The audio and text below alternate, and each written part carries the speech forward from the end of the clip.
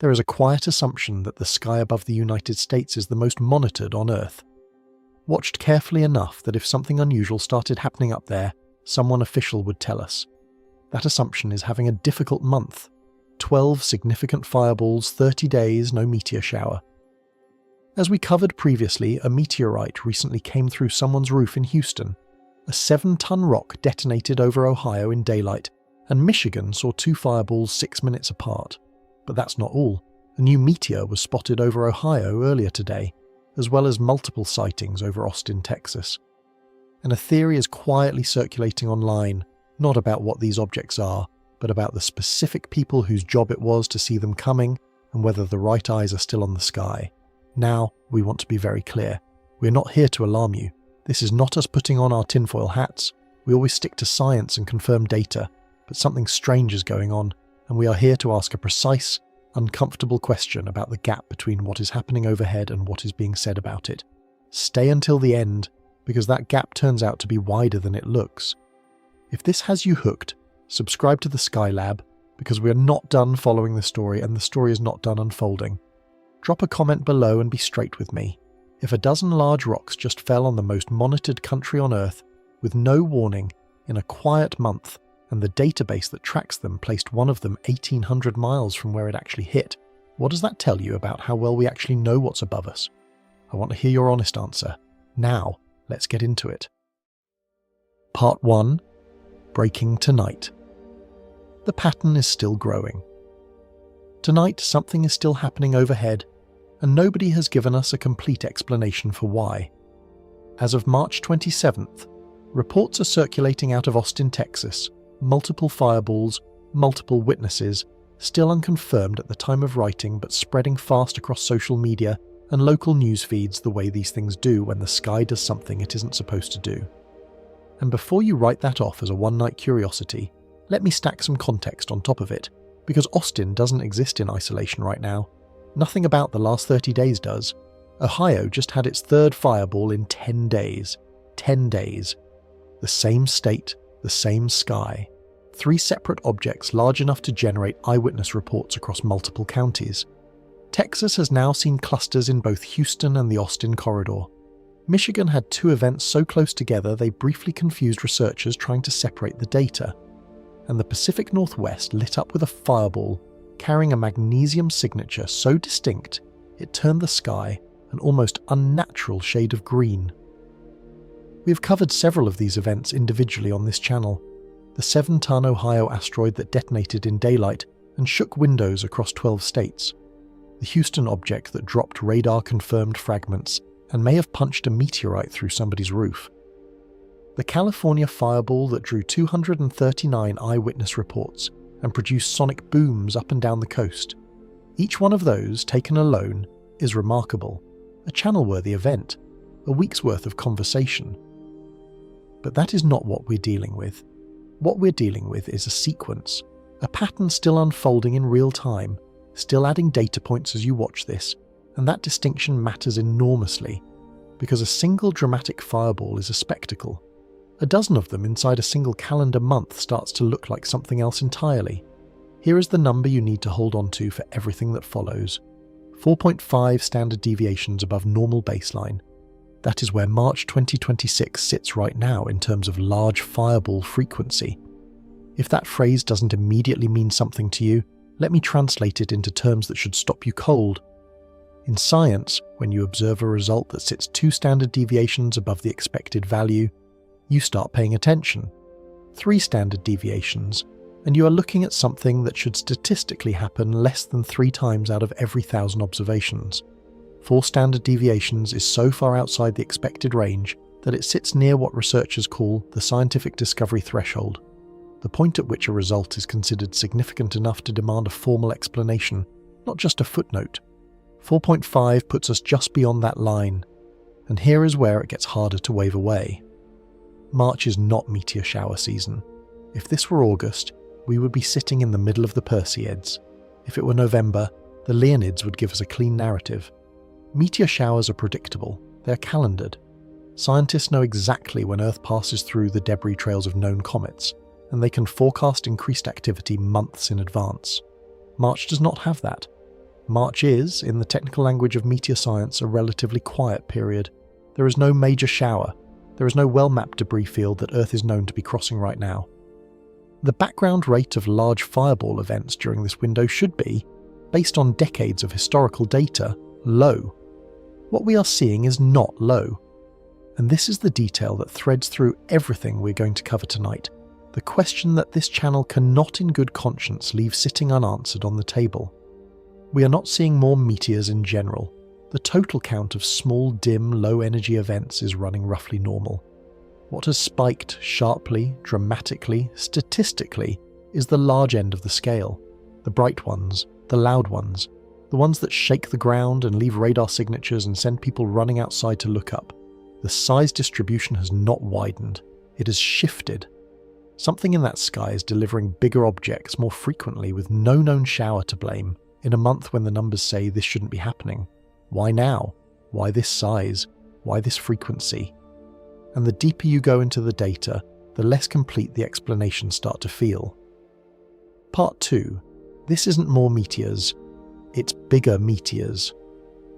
The American Meteor Society has been tracking fireball reports across North America for decades, and when their analysts started looking at the March 2026 data, the finding that came back was specific enough to be genuinely unsettling.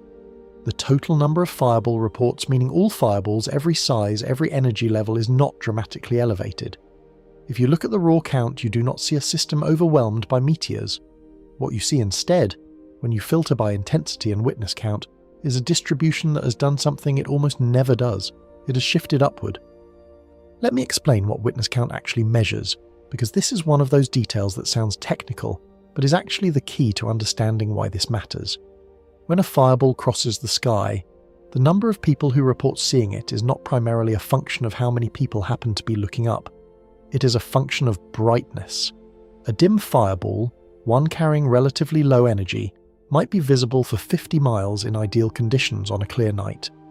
A bright, high-energy object, something genuinely large, genuinely fast, can be visible across hundreds of miles of geography, through partial cloud cover, even briefly through windows. The witness count is a proxy. It is the sky's way of telling you how much energy just passed through the atmosphere. For years, the typical witness count for a fireball that makes it into the American Meteor Society database has hovered in a predictable range. 25 to 50 reports per event was considered a solid, well-observed fireball, the kind of thing that makes local news. Over the last several weeks, the events that have been drawing attention are coming in at 100 to 200 plus reports each. That is not a modest increase. That is a doubling, in some cases a quadrupling, of the energy signature implied by the witness data. And before you reach for the obvious explanation, better smartphones, more people on social media, reporting infrastructure that didn't exist 10 years ago, the researchers already closed that door. The way they closed it is actually elegant. If improved reporting technology were the explanation, you would expect to see the entire distribution shift. More reports for small events, more reports for medium events, more reports for large events, all scaling together, because the cameras and the apps don't discriminate by fireball size.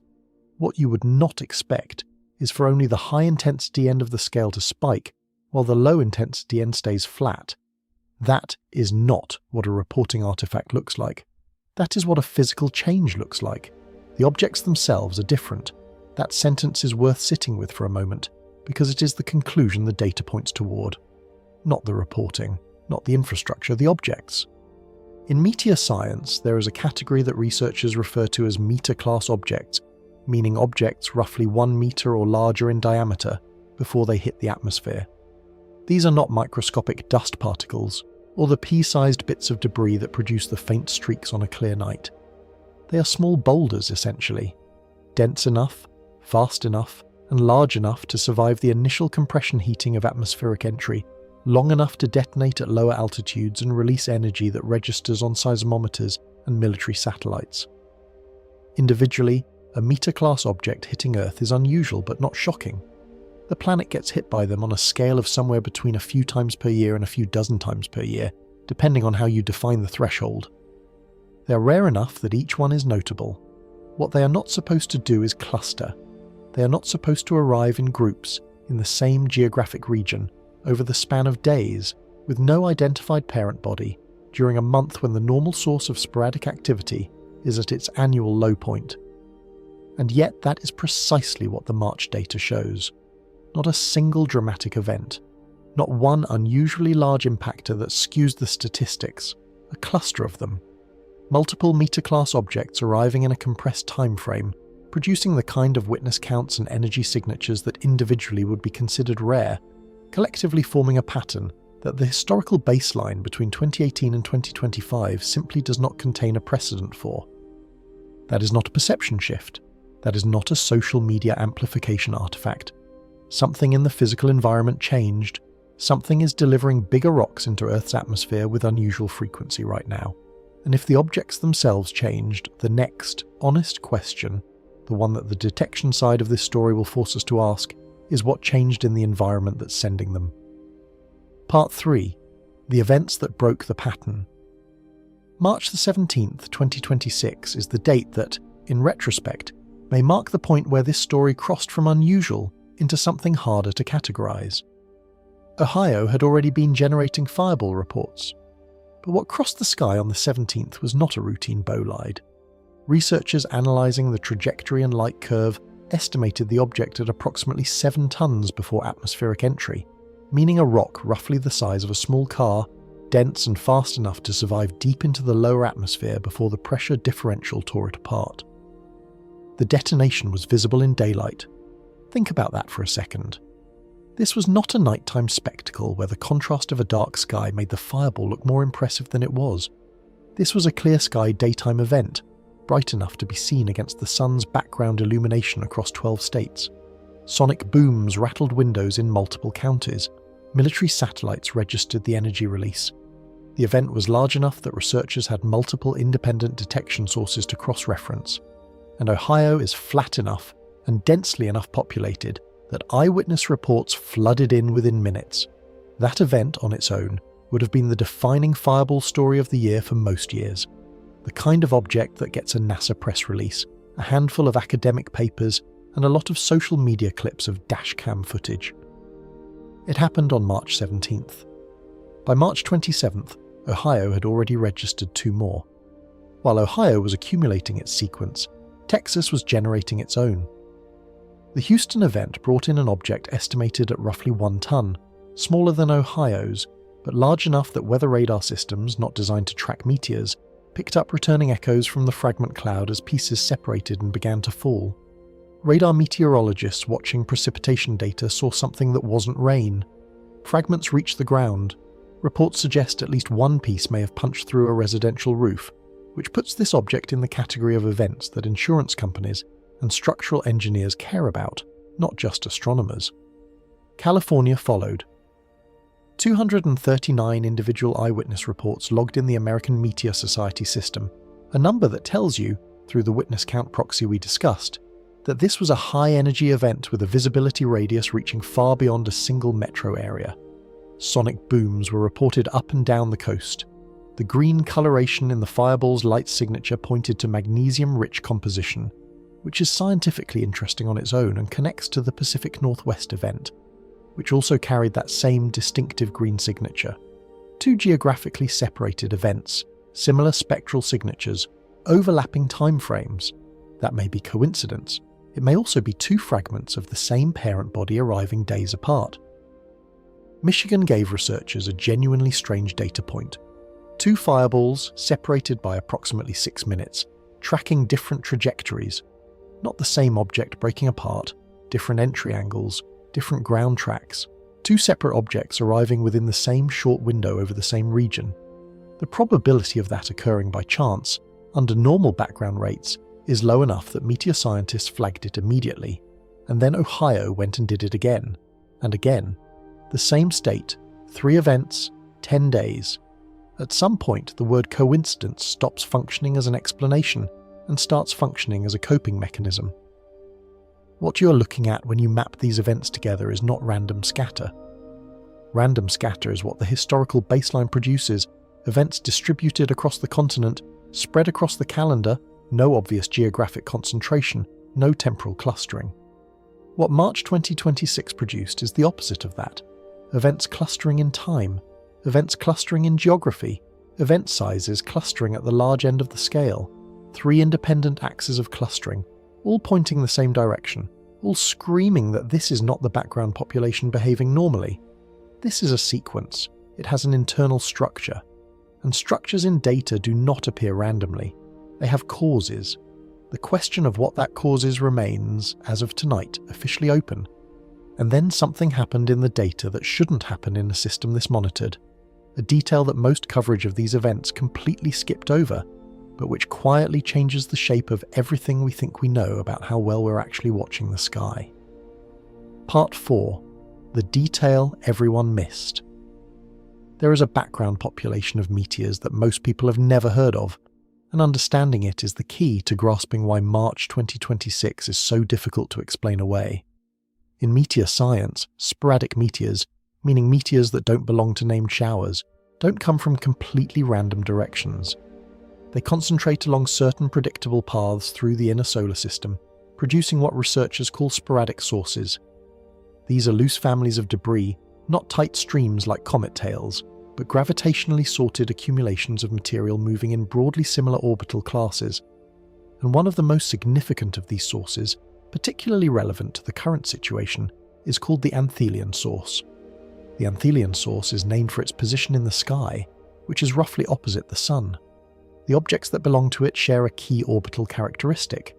They move in orbits that closely resemble Earth's own orbit, low inclination, low eccentricity, hugging the plane of the solar system. These are not interlopers from the outer solar system screaming in on steep angles. These are objects that, in a sense, live in Earth's neighbourhood, orbiting in the same general lane, at similar speeds, close enough in trajectory that when they intersect Earth's path, the relative velocity is relatively low, and the geometry of the encounter is roughly predictable. Here is why this matters enormously for the March story. The Anthelian source has a seasonal cycle. Researchers have mapped it carefully over decades. It peaks in the winter months, runs reasonably strong into early spring, and then does something very specific as March gives way to April. It weakens. The spring months represent the annual minimum for Anthelian activity. The Earth's orbital geometry during this period reduces the rate at which objects from this source cross our path. If you were going to predict when you would see the fewest large sporadic fireballs from this particular population, late March would be near the top of your list. So now hold that against what the data actually shows. A 4.5 standard deviation spike in large fireball events, concentrated in late March, during the period when the most relevant background sporadic source is at its weakest point in the annual cycle. The spike is happening at the annual minimum. That is not a seasonal effect amplifying a normal pattern.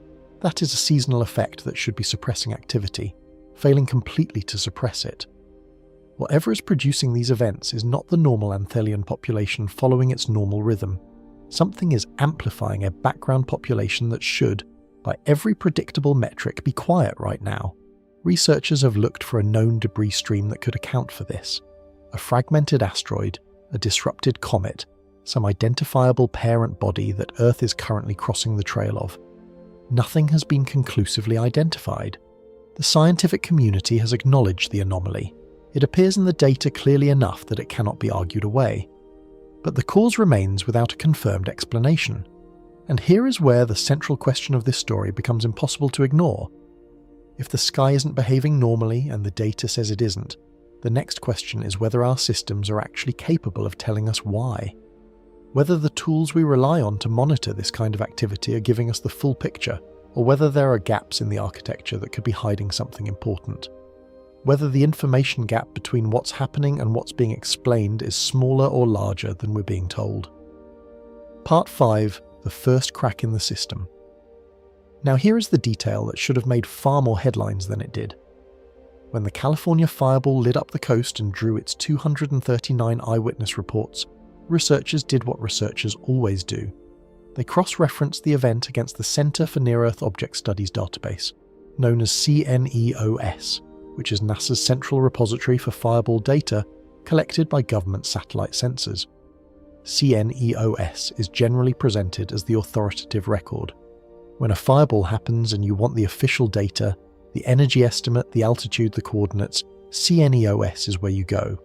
For the California event, CNEOS gave a location, and that location was approximately 1,800 miles from where the fireball actually occurred.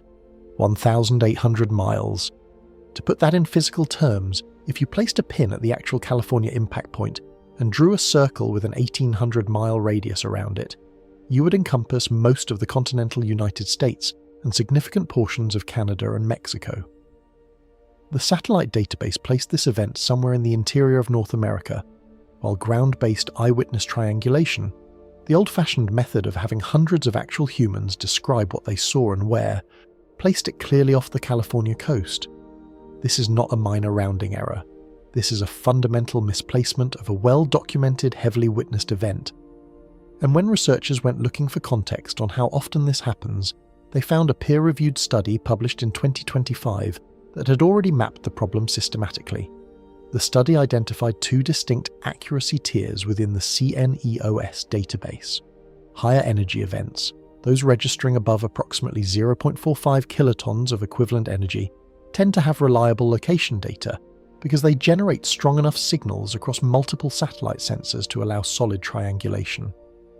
But events below that threshold, which includes a significant portion of the fireball events currently drawing attention, show substantially lower reliability.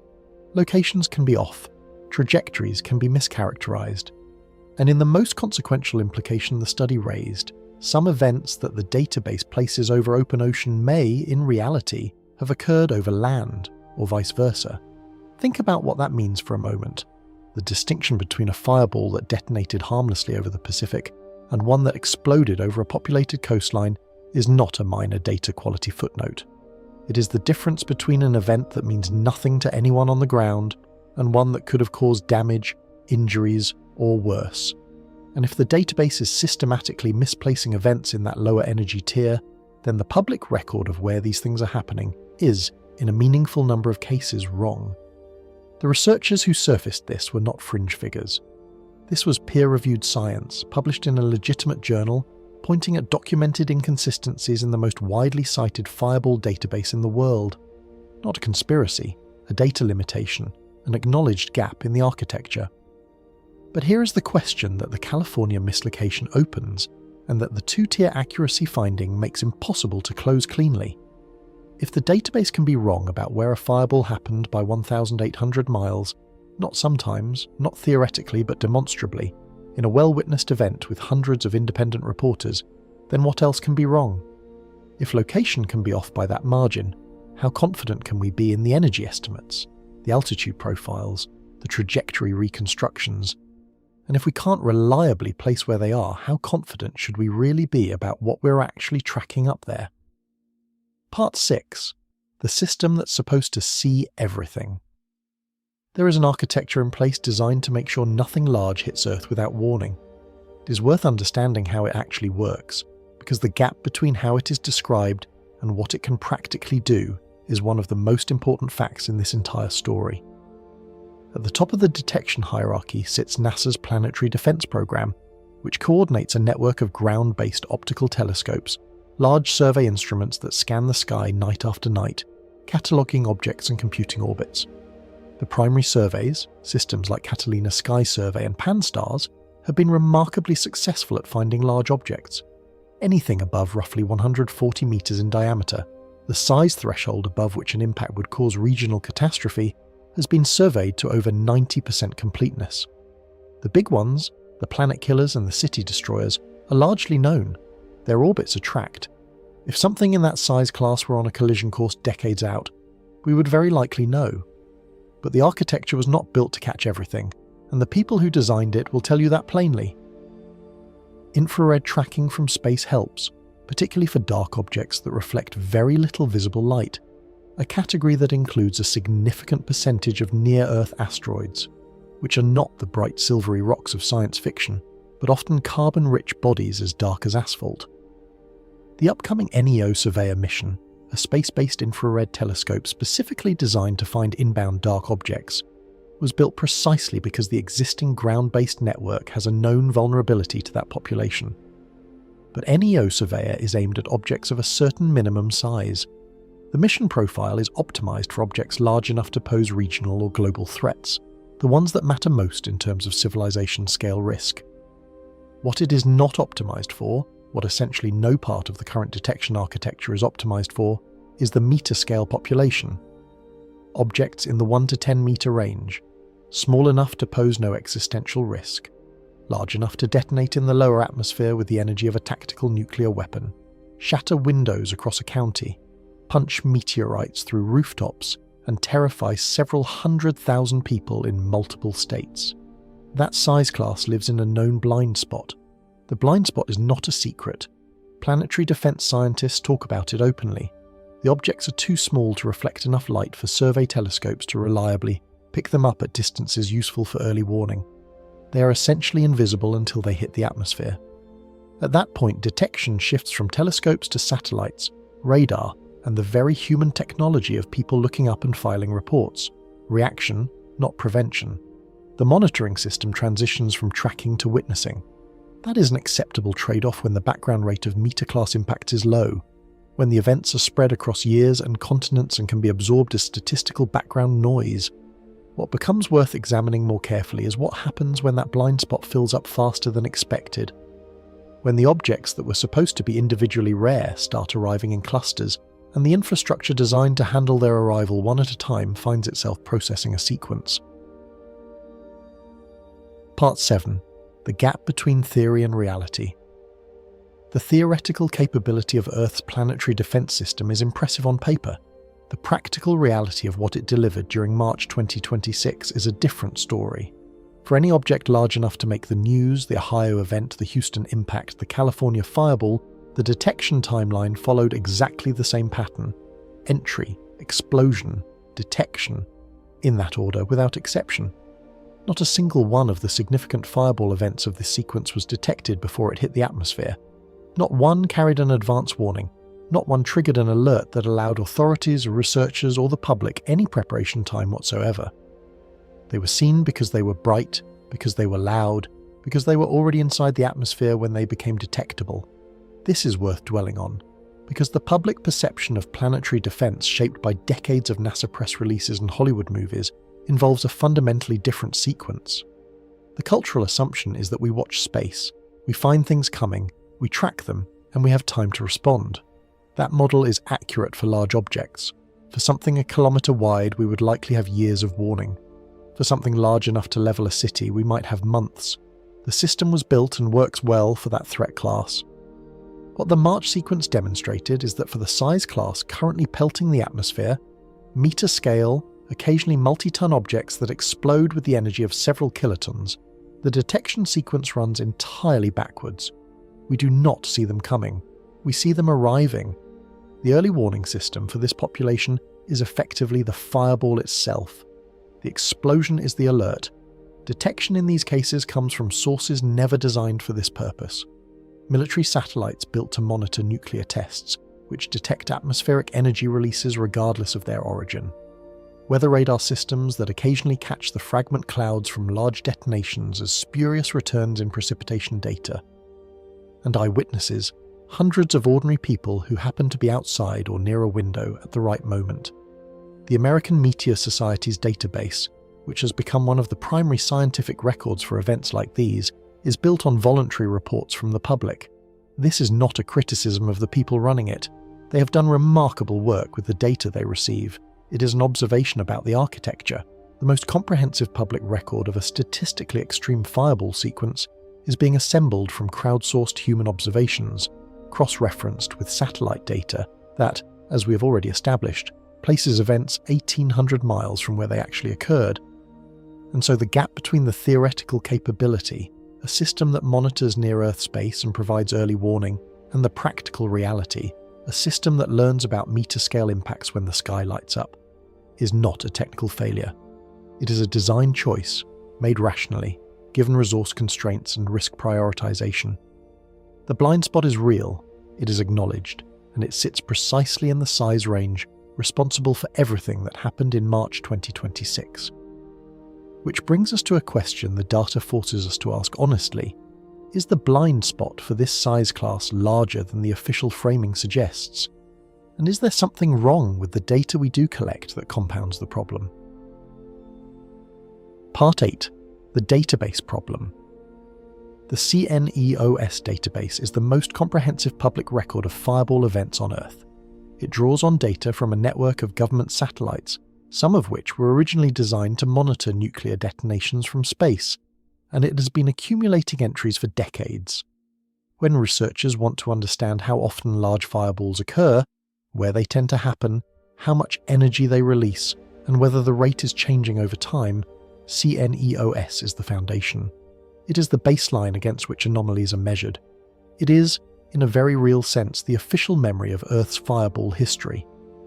The two-tier accuracy problem documented in 2025 does not invalidate that record. But it does introduce a layer of uncertainty that becomes deeply relevant when you're trying to assess whether a statistical spike is real or whether it might partly reflect data inconsistencies compounding over time. Here is the specific concern.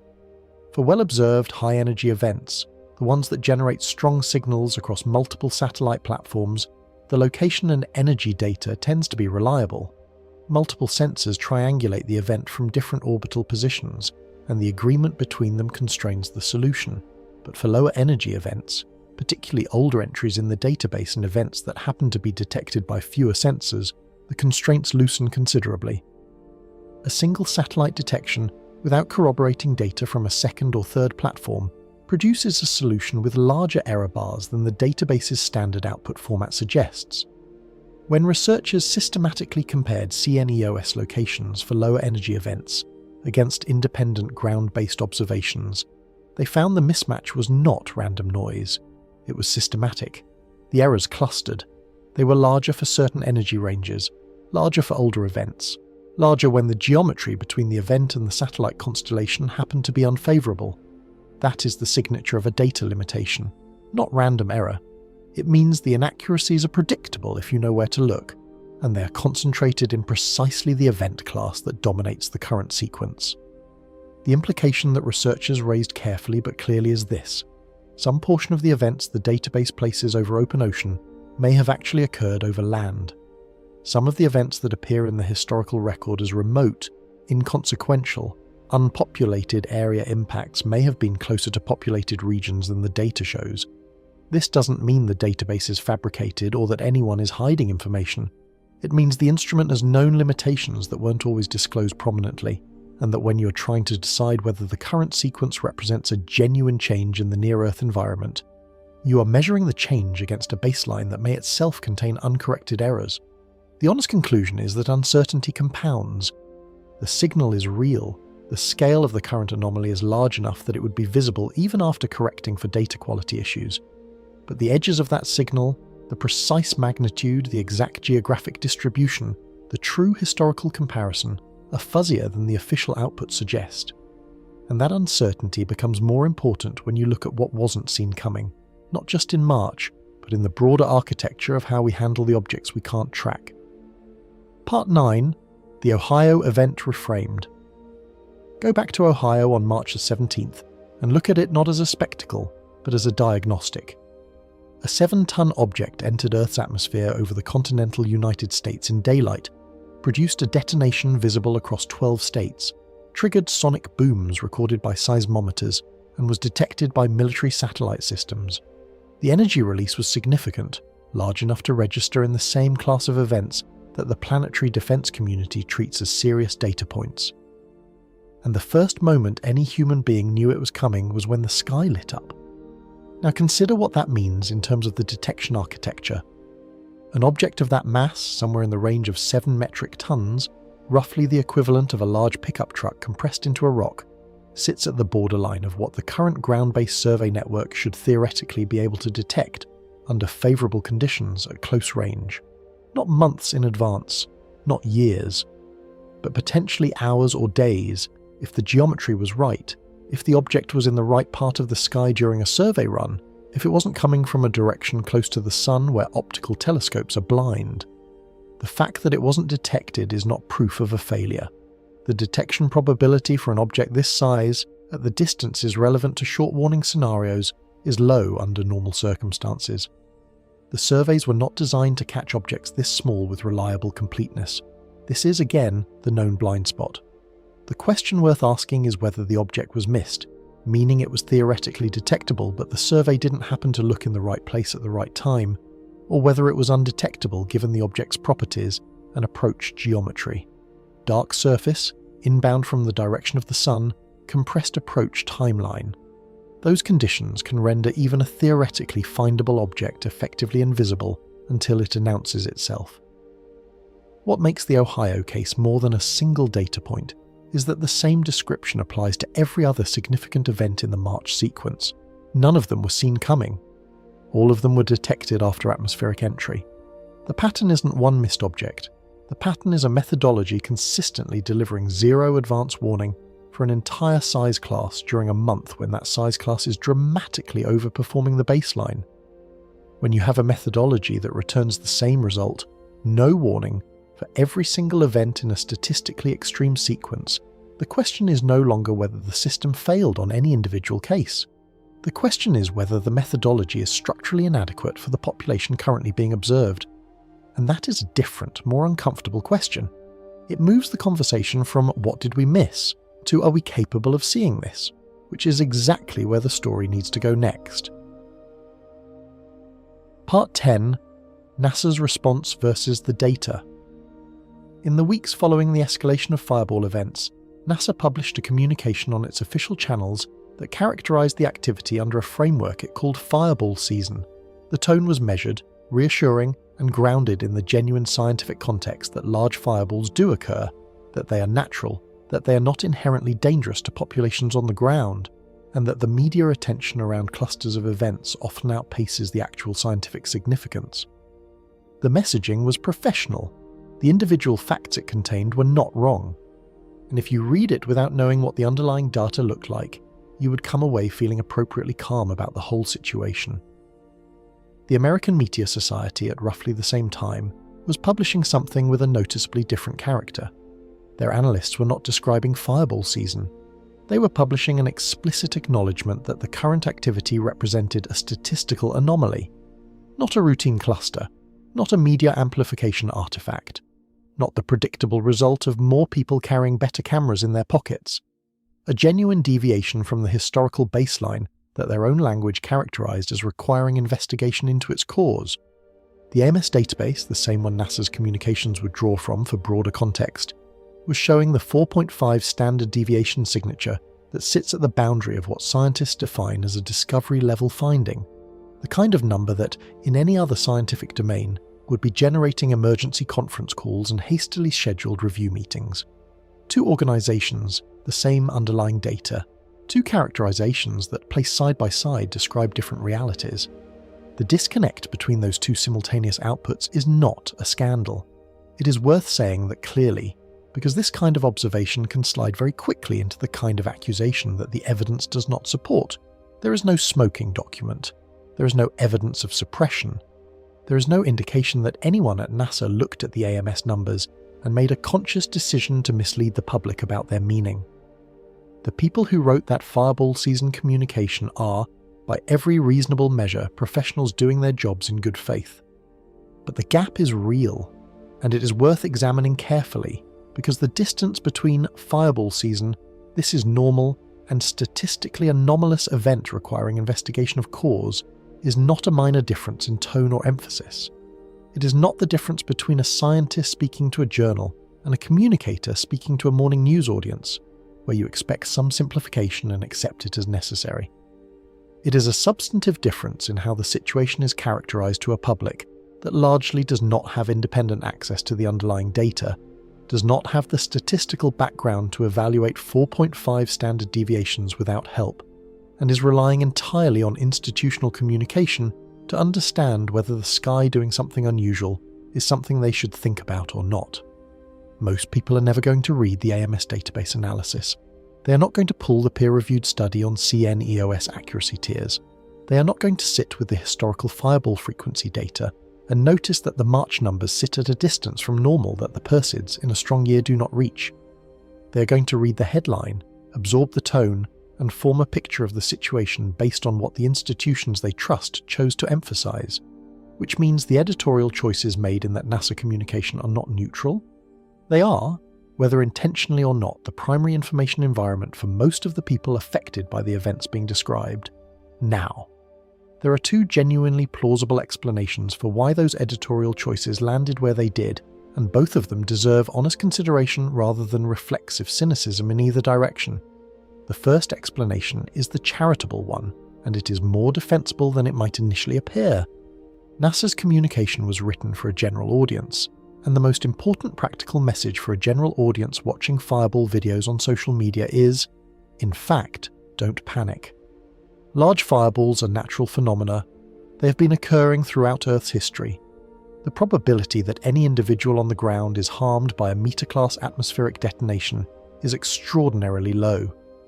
Communicators who have spent entire careers managing public anxiety around space events will tell you, with considerable experience behind them, that the instinct to provide reassurance is often the responsible one. Panic is contagious, and disproportionate panic causes its own categories of harm. If the choice is between a technically precise communication that sends a subset of the audience into low-grade existential dread and a measured communication that accurately conveys the practical safety picture, the case for the measured version is not trivial. Scientific precision was appropriately traded for public clarity. That is a defensible editorial choice. The second explanation is more uncomfortable, and it does not require bad faith from anyone involved to be true. It is simply this: the full picture of what the data shows may not yet be understood clearly enough to be communicated confidently. The AMS anomaly acknowledgement exists alongside a notable absence, the absence of a confirmed causal explanation. No identified parent body, no mapped debris stream, no specific fragmentation event that researchers can point to and say, this is what is causing the current pattern, here is when Earth will exit the intersection, here is why the size distribution shifted the way it did.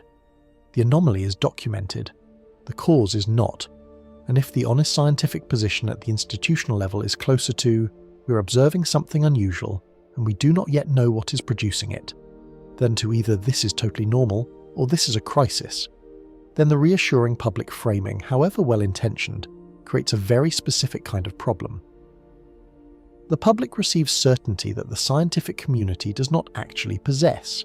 The tone of the communication implies a level of understanding that the data does not yet support, and the gap between what is being said and what is actually known becomes invisible to the people most affected by it, which is everyone living under the sky being discussed. What makes this genuinely difficult is that both of those explanations can be true at the same time. The messaging can be well-intentioned and the uncertainty can be genuine, and the gap can still be real and consequential. Good intentions do not close the distance between fireball season and 4.5 standard deviations above baseline with no confirmed source. They just make the distance harder to see from the outside. And that distance, not the fireballs themselves, not the detection gaps, not the database accuracy problems, though all of those matter, is where the most uncomfortable questions in this story actually live. The questions are not primarily about what is falling from the sky. We have a working hypothesis for that, and while it is incomplete, it is not alarming. The questions are about the space between what is being explained and what is actually understood, about whether the institutions responsible for communicating Earth's near-space environment to the public are operating with full situational awareness, or whether they are, like the detection systems themselves, working with acknowledged blind spots that the current anomaly is quietly exposing. About whether the gap between what the sky is doing and what we are being told about it is the size of a data quality footnote or the size of something larger that nobody has yet put a name to. The mismatch between the NASA communication and the AMS data is a small window, but small windows, when you look through them at the right angle, can show you a great deal about the size of the room on the other side. Part 11. Reframing the question. At some point in a story like this, the most productive thing you can do is stop asking the same question and start asking a better one. It sounds simple. It is actually one of the harder disciplines in investigative thinking, because the obvious question has a gravitational pull. It is the question the headlines ask. It is the question the social media posts ask. It is the question that feels most urgent when you're watching dashcam footage of a sky turning white over Ohio at 2 in the afternoon. The obvious question, the one that every news segment and every YouTube comment section and every late-night text thread has been circling for 5 weeks now, is, what are these objects? Where are they coming from? What is falling on us? And that is a reasonable place to start. It is the natural human response to something dramatic arriving from above without an introduction. You want to know what it is. You want a name for it, a category, a level of threat assessment you can file away and stop thinking about. The question is not wrong. It is just, at this point in the story, increasingly insufficient. Because here is where the science actually sits after 5 weeks of events and a data record that has now been examined by researchers across multiple institutions. The honest answer to what are these objects is this: rocks, moving fast, almost certainly drawn from an unidentified concentration of debris somewhere in Earth's orbital neighbourhood, consistent with the orbital characteristics of the Anthelian sporadic source, possibly the remnant of a fragmentation event involving a parent body that has not yet been catalogued. Meter-class to multi-ton objects, composed of the kinds of silicate and metal-rich materials that make up the ordinary population of inner solar system debris, dramatic when they hit the atmosphere, individually unremarkable in terms of what they are made of. That answer is incomplete. The source has not been confirmed. The parent body, if there is one, has not been identified. The timeline for when Earth will exit whatever intersection is currently producing this activity is unknown. Those are real gaps. But the answer, incomplete as it is not alarming. Rocks from space have always been falling on this planet. They were falling before there were humans to observe them. They were falling before there were databases to record them. They will continue to fall long after whatever is producing the current sequence has dispersed back into the background population. The fact of the falling is not new information. It is as old as the solar system. So if the answer to the obvious question is rocks, origin uncertain, not inherently dangerous, and if that answer, while incomplete, is not particularly alarming, then the obvious question is not actually the load-bearing question in this story. It is the entry point, the door. What matters is what you find when you walk through it. The question the data is actually demanding, the one that every anomalous data point in this sequence points toward when you line them up and look at them together, is not what these objects are. It is why they weren't seen. Not in the individual case. Not, why did the survey telescope miss this specific rock on this specific night? That question has a straightforward technical answer involving object size, approach geometry, surface albedo, and the known limitations of the current survey infrastructure. The individual miss is explicable. What is not yet explained is the systemic pattern.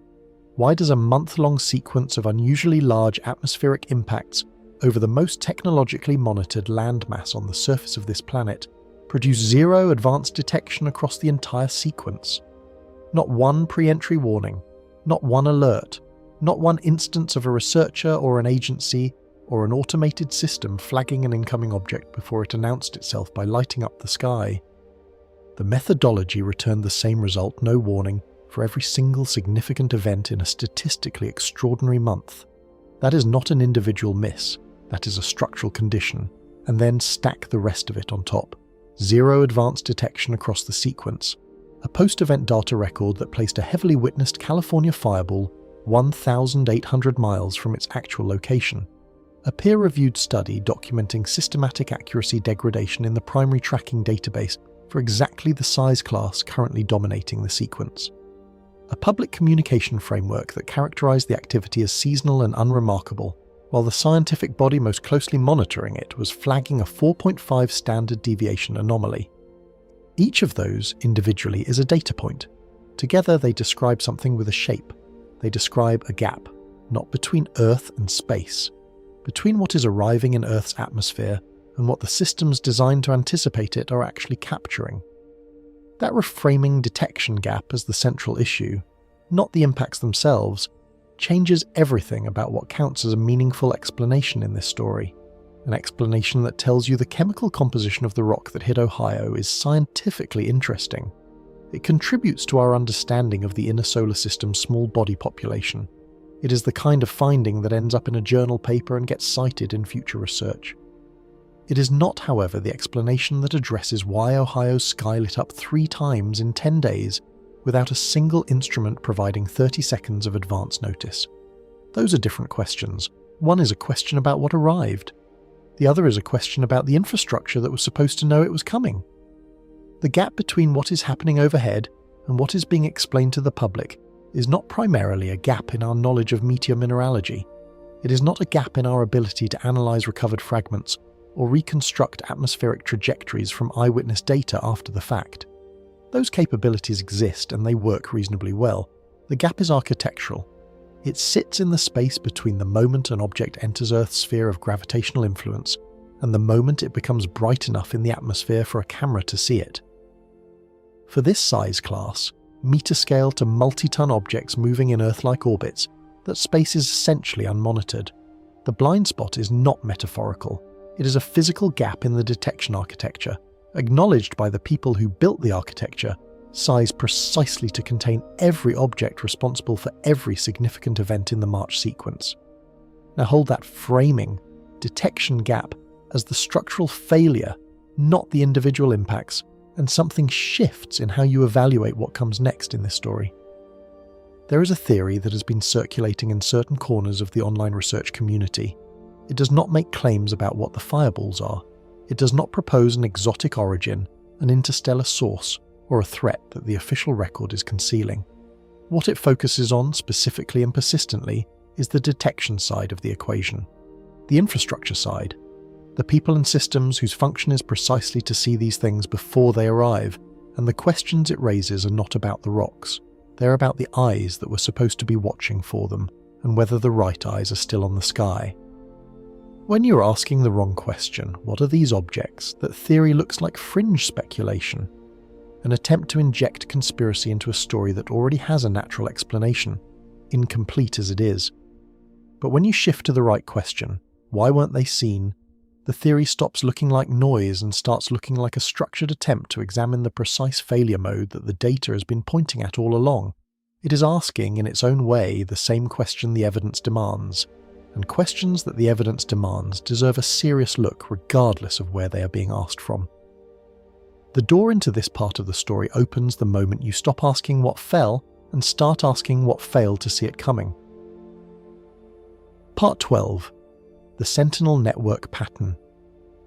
There is a theory circulating in certain corners of the internet, and before I describe it, I want to be direct about what it is and what it isn't. Not as a disclaimer, not as the kind of throat clearing that YouTubers do before saying something they know is going to generate comments, but because the distinction genuinely matters for how you evaluate everything that follows, and because intellectual honesty at this specific moment in the story is the difference between a serious investigation and an entertaining but ultimately irresponsible one. It is not a proven claim. There is no document, no whistleblower testimony, no leaked internal communication that establishes what the theory proposes as established fact. It is not a conclusion supported by the kind of evidence that would survive peer review or a congressional hearing or even a particularly rigorous Reddit thread with a demanding moderator. What it is a pattern, a documented sequence of events that someone looked at carefully enough and long enough to decide that its structure felt too deliberate to be coincidental. It is presented by its most careful proponents not as an answer, but as a question that the available evidence raises without resolving. We are going to treat it exactly that way, as a thought experiment, a structured what-if, a lens held up to the data we have already established, and follow wherever that leads. Not because the theory is proven, because the questions it asks are pointed at exactly the right target. The theory centers on something called the Sentinel Network. The name itself is worth pausing on for a moment, because it carries a specific connotation that is either very appropriate or very ironic, depending on what you conclude by the end of this. A sentinel is a watcher, something positioned specifically to observe and provide warning. The Sentinel Network, as the theory frames it, refers not to a single institution or a named program, but to the broader ecosystem of people, systems, and organizations whose collective function is to monitor Earth's near-space environment, to watch the approaches, track the objects, validate the instruments, and ensure that the architecture of planetary awareness is functioning the way it is supposed to function. The people the theory focuses on are nodes in that ecosystem, not necessarily connected to each other by org charts or co-authorship records or shared institutional affiliation, connected by domain, by the category of work they did and the systems their work touched. The individuals identified in the documentation are Carl Grillmer, Monica Jacinto Reza, Nuno Loureiro, and William McCasland. These are not names that appear together in any official record. They do not share a publication history. They are not listed as collaborators on any project that surfaces in a standard search of academic or institutional databases. There is no meeting minutes, no conference program, no grant application that puts them in the same room or on the same team. What the theory argues is that this absence of formal connection is not the same as an absence of meaningful connection, that the relevant link between them is not organisational, but functional. Different fields, different institutions, different specialisations, spread across the kind of technical breadth that a domain as large as planetary monitoring inevitably produces. But all of them, in the theory's framing, orbiting the same general set of questions about how Earth watches the sky, and how reliably the systems doing that watching actually perform. The timeline is where the theory's central claim lives.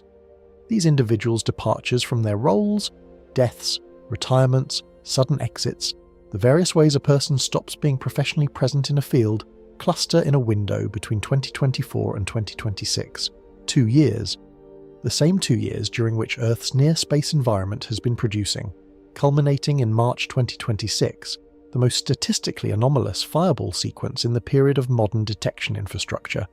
The theory does not argue that any individual departure, examined in isolation, constitutes evidence of anything beyond the ordinary attrition that any large technical community experiences continuously.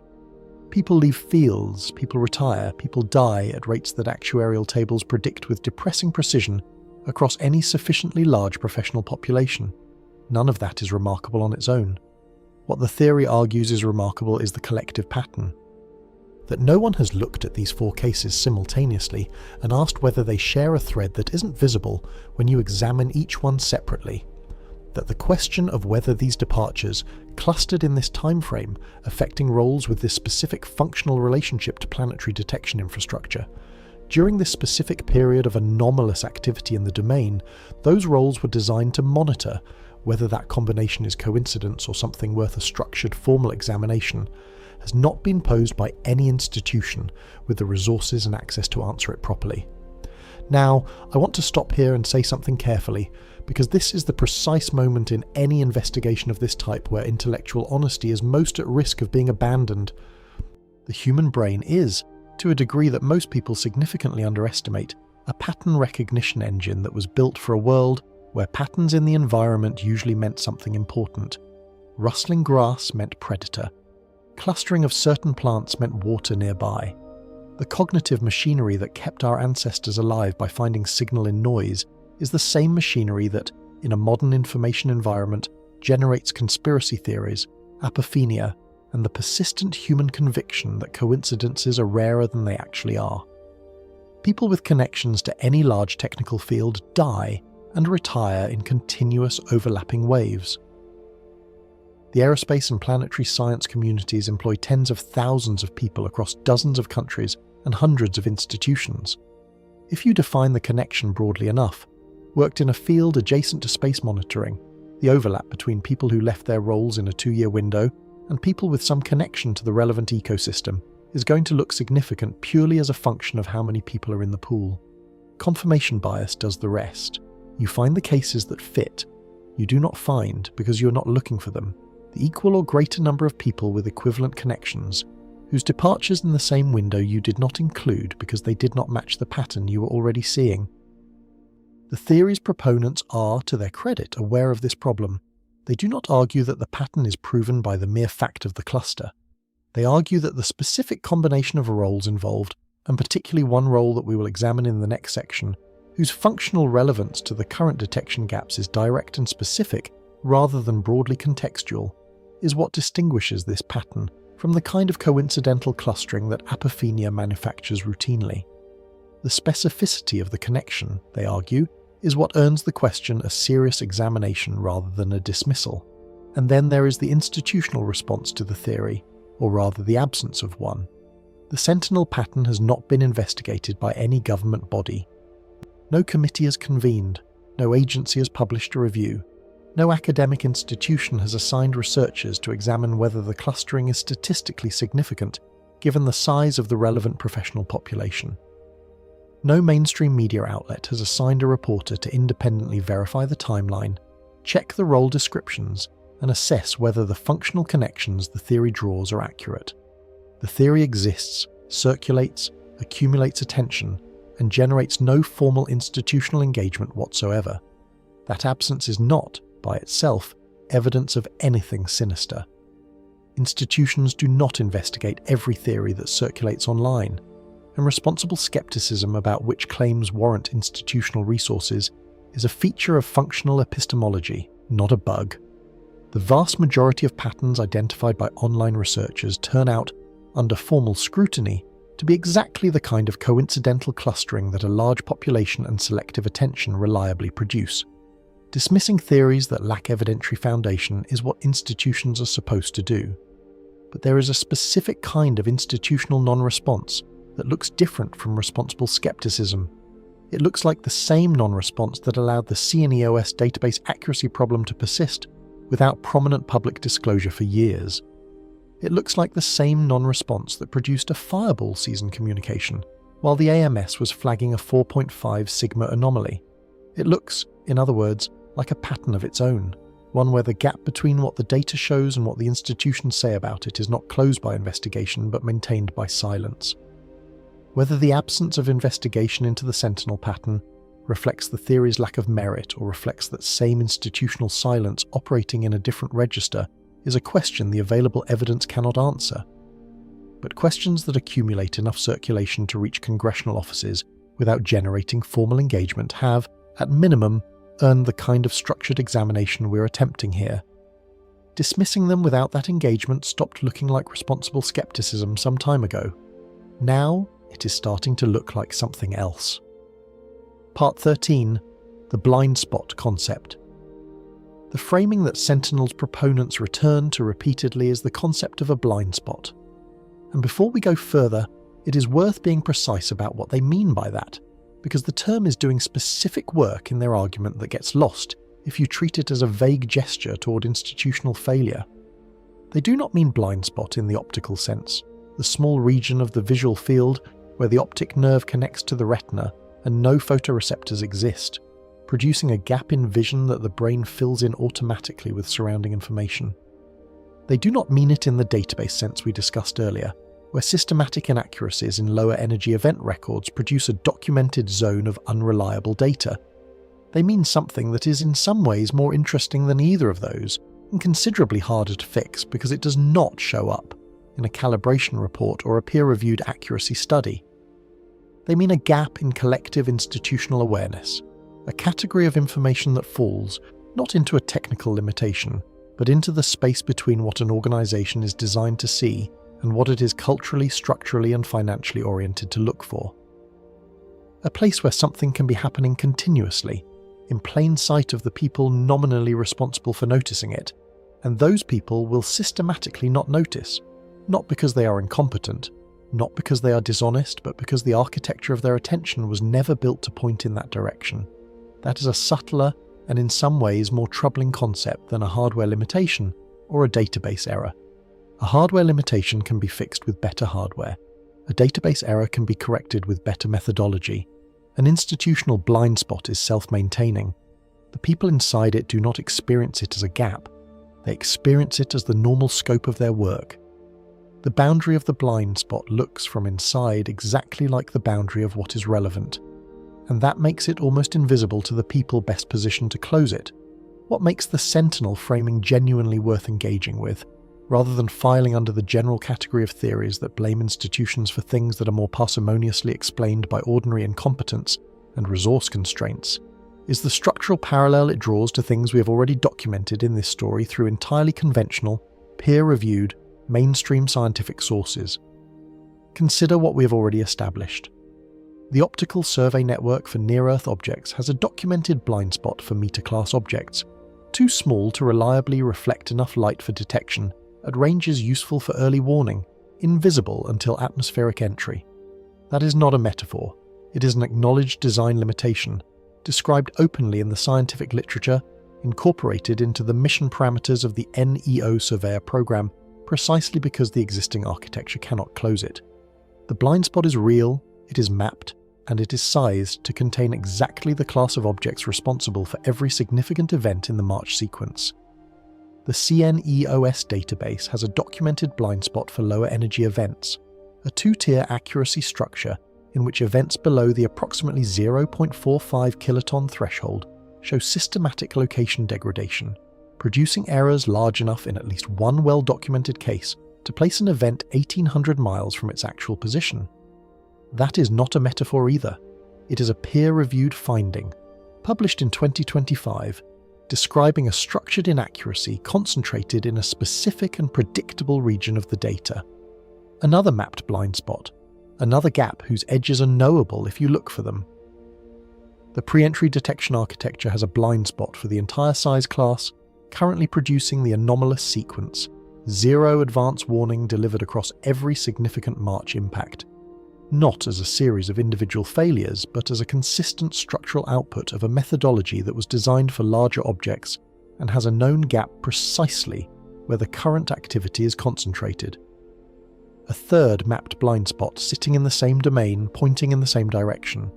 3 independent, documented, peer-reviewed, institutionally acknowledged blind spots in the technical infrastructure, all of them sized and shaped to make the current sequence maximally difficult to anticipate, locate accurately, or communicate to the public with appropriate specificity. That convergence is not the sentinel theory. That convergence is the scientific literature, the mainstream record, the kind of thing that appears in NASA mission justification documents and journal papers and congressional budget presentations, described plainly by the researchers who work with these systems every day. What the sentinel framing adds to that picture is a question. If the technical systems responsible for monitoring Earth's near-space environment have this many documented, structured, acknowledged gaps, if the instruments themselves are known to be blind in specific, mappable ways, is it unreasonable to ask whether the institutions operating those instruments might have developed analogous gaps in their collective awareness? Not as a conspiracy, not as the result of deliberate design, but through the ordinary mechanisms that produce institutional blind spots in every large organization that has ever existed. Bureaucratic compartmentalization, for instance. The way that large organizations divide responsibility into domains that each become the full world of the people working within them, producing a situation where nobody is lying and nobody's hiding anything, and yet the full picture is never assembled because no single person or team has both the scope and the mandate to hold it all simultaneously. Funding pressures, which in science reliably produce attention, focused on the problems that grants are available to solve, and systematic inattention to the problems that fall between funding categories. Risk prioritization frameworks, which in planetary defense have historically concentrated resources on the large object threat, the civilization-scale impactors, in ways that have left the Meteor-class population chronically under-resourced precisely because it does not clear the threshold that justifies major budget allocations. And the very human tendency, present in every scientific community and every bureaucratic culture ever studied, to discount anomalies that do not fit established frameworks. Not to suppress them, not to deny them, but to underweight them, to defer investigation of them, to treat them as noise until the signal becomes impossible to ignore. None of those mechanisms require bad actors. None of them require a hidden agenda or a coordinated decision to keep information from the public. They are the ordinary, well-documented, extensively studied dynamics of how large institutions process information that challenges their existing frameworks. They are as well established in organizational behavior research as the optical survey blind spot is in planetary defense literature. And they produce, reliably and predictably, exactly the kind of gap the sentinel framing describes, a place where something can be happening, and the people whose job it is to notice will systematically not notice, because the architecture of their awareness was never designed to point there. The pattern the theory identifies in the specific individuals and departures it documents is not proof of any of this. Correlation between a cluster of personnel changes and an anomalous detection period does not establish that the personnel changes caused or worsened the detection gap. The human pattern recognition problem we discussed in the previous section applies here with full force, but the structural argument that institutional awareness can have the same kind of organized, self-maintaining gaps that technical systems do, and that the presence of documented technical blind spots makes the question of analogous institutional blind spots more reasonable rather than less, That argument does not depend on the personnel pattern being meaningful. It stands on its own as a logical extension of what the technical evidence already shows. The central question that this entire investigation has been orbiting, the question that every data point in the March sequence points toward and none of them fully answers, is this: how large is the gap between what is actually happening in Earth's near-space environment and what is being explained to the public? The technical evidence gives us a floor for that gap. It tells us the gap is at least as large as the documented blind spots in the survey network, the database, and the pre-entry detection architecture. It tells us the gap includes, at minimum, every event that was mislocated, every impact that arrived without warning, every anomaly that was characterized as seasonal when the data said otherwise.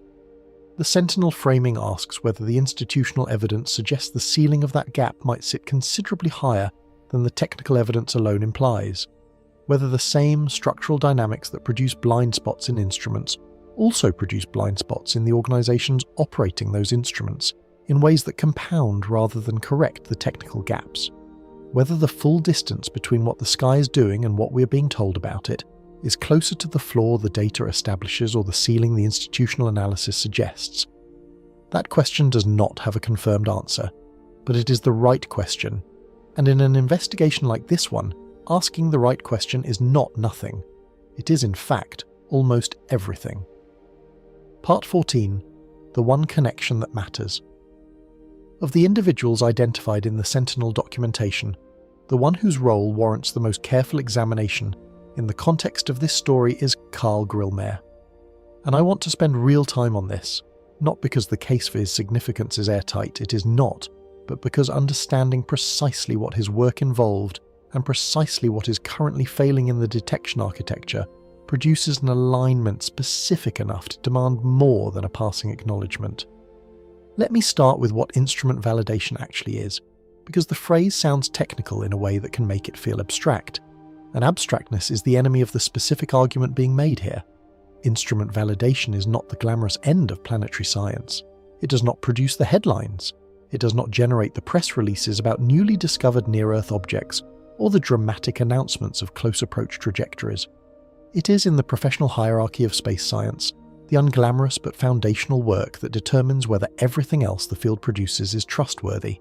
It is essentially the work of figuring out when your instruments are lying to you. Every detection system, every telescope, every satellite sensor, every radar array, every database that aggregates their outputs performs differently under different conditions. A sensor that is highly accurate for bright high-energy events may degrade significantly for dimmer, lower-energy ones. A satellite constellation that triangulates locations reliably, when multiple platforms have clear geometry on an event, may produce large errors when only one platform has a useful view. A database that accurately represents events from the last decade may systematically underrepresent or mislocate events from earlier periods when the sensor network was less complete. These variations in performance are not bugs in the colloquial sense. They are the ordinary expected physics-determined behavior of real instruments operating in a real environment. Every instrument has them. The question is whether they are characterized, whether someone has done the rigorous work of mapping when the instrument performs well, when it degrades, and by how much, so that the people using the data know what they are actually working with. That characterization work is instrument validation.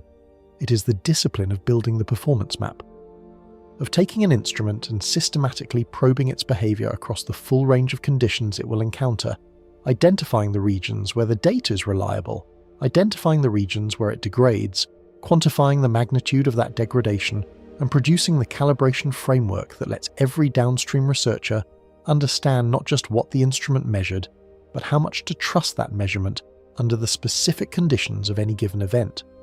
Without that work, data from the instrument is a number without error bars, a location without an uncertainty radius, a claim without a confidence interval. Scientifically, that is nearly useless, because science without uncertainty quantification is not science, it is assertion. Grillmeyer's professional work sat in this domain. The specific application of instrument validation to detection systems, the systems, in the context of planetary science, that are responsible for finding, tracking, and characterizing objects in Earth's near-space environment. The work of determining where those systems see clearly and where they do not, where their outputs are reliable and where they degrade, where the data can be trusted at face value and where it needs to be treated with the kind of skepticism that only a rigorous performance characterization enables. If that description produces a feeling of recognition, it should, because the peer-reviewed study that surfaced the two-tier accuracy problem in the CNEOS database, the study we have returned to repeatedly in this investigation, the one that told us location data for lower energy events is systematically less reliable, the one that provides the documented scientific context for an 1,800-mile location error in a well-witnessed fireball event, is precisely the kind of output that emerges from serious instrument validation work applied to a detection database. Someone had to ask the question of whether CNEOS location data was uniformly reliable across the full range of event energies. Someone had to design a methodology for testing that question systematically rather than anecdotally. Someone had to compare the database outputs against independent ground-based observations across a sufficient sample to establish that the degradation was real, structured, and concentrated in a specific and predictable region of the data. That is instrument validation applied to a planetary detection database. That is what the work looks like when it is done properly. And here is where the Grillmare alignment becomes specific enough to deserve careful attention rather than easy dismissal. His departure from his role, the timing of which falls within the 2024 to 2026 window that the Sentinel theory documents, means that a person whose professional expertise was precisely the identification of detection system weaknesses, the mapping of where the infrastructure fails to see what it should see, is no longer in that role during the period when detection system weaknesses are producing their most visible and consequential real-world manifestations in years. An 1,800-mile location error in the primary fireball database on a well-documented event with hundreds of independent eyewitness reports. 0 advance warning delivered across an entire month of statistically extreme large impacts on a heavily populated continent. A 4.5 standard deviation anomaly in a detection record whose historical baseline may itself contain the systematic inaccuracies that instrument validation work is specifically designed to identify and correct. These are not abstract data quality concerns, they are operational failures in the domain of planetary detection of exactly the categories that instrument validation work exists to prevent, or at minimum, to characterize thoroughly enough that the people relying on the data know how far to trust it. The absence of that characterization, or the degradation of it, has consequences that are not theoretical. When a database places an event 1,800 miles from where it occurred, and the researchers drawing on that database do not have a robust, current publicly documented performance map telling them that lower energy events in this satellite geometry carry location uncertainties of this magnitude, they may treat the location as reliable when it is not. They may construct trajectory reconstructions and population statistics and historical comparisons on a foundation that has known cracks that nobody has recently mapped. The downstream effects of instrument validation gaps are not confined to the validation literature. They propagate through everything that uses the data. Now, I want to be precise about what this alignment does and does not establish, because precision here is the entire difference between a serious investigation and irresponsible speculation masquerading as one. It does not establish that Grillmare's departure caused the current detection failures. The CNEOS accuracy problem documented in the 2025 study predates his departure. It was built into the database's architecture long before any individual exit from the field could have influenced it. Instrument validation gaps of the kind the March sequence is exposing are the product of years of underinvestment in the unglamorous end of planetary science, not the product of any single person no longer being present. The causal story, if there is one, is institutional and structural, not individual. It does not establish that his departure was anything other than the ordinary end of a career. People leave jobs. The reasons are almost always personal, financial, health-related, or the result of ordinary professional transitions that have no connection whatsoever to the external events that pattern-seeking analysis places alongside them. The base rate of career departures in any large technical community is high enough that clustering them with external events of interest is, as we have discussed, an operation the human brain performs automatically and unreliably. What it does establish, what the alignment between his specific expertise and the specific failures currently visible in the detection architecture genuinely supports is that this is not a generic personnel story. It is not the kind of person connected to aerospace field dies or retires pattern that coincidence can generate from any sufficiently large professional population. The connection is specific.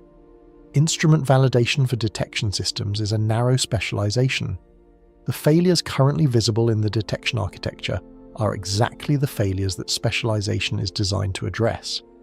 The timing places the departure of that specialization within the window of the anomaly it would have been most relevant to.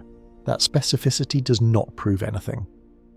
But it does mean that the question being asked is the absence of this particular expertise from the system contributing to the visibility of these particular failures at this particular moment is a precise question, not a vague one.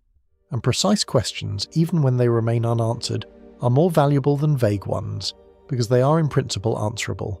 The alignment may mean nothing. Careers end. Expertise is distributed across institutions and individuals in ways that make no single departure decisive. The detection architecture's current limitations have structural causes that far predate and far exceed the influence of any individual contributor. All of that is true. But it is not nothing to note that the person whose professional work was specifically the mapping of where these systems go blind left, that work during the period when the systems are most demonstrably blind.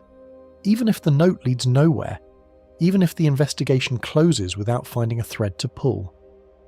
The noting itself is the minimum that intellectual honesty requires. Part 15. Congressional Awareness. The questions raised by the March Fireball sequence have now travelled far enough up the institutional ladder to reach elected officials. That sentence is worth sitting with for a moment before we unpack what it does and does not mean, because the temptation in a story like this is to treat any congressional acknowledgement as either more significant than it is, proof that the official world is finally taking this seriously, or less significant than it is, one politician making comments that don't translate into action. The reality is more nuanced than either of those readings, and the nuance is actually the interesting part.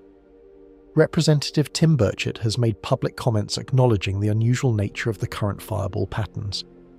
He sits on committees with oversight responsibilities relevant to the domain this story inhabits, the intersection of aerospace, defense, and the question of what the government knows about unexplained activity in Earth's near-space environment. His comments on the fireball sequence characterize the current activity as warranting more serious institutional attention than it has received, and they are consistent with a broader public position he has maintained for several years now, that the gap between what federal agencies know and what they communicate to the public on questions involving unexplained phenomena deserves active legislative scrutiny rather than passive acceptance.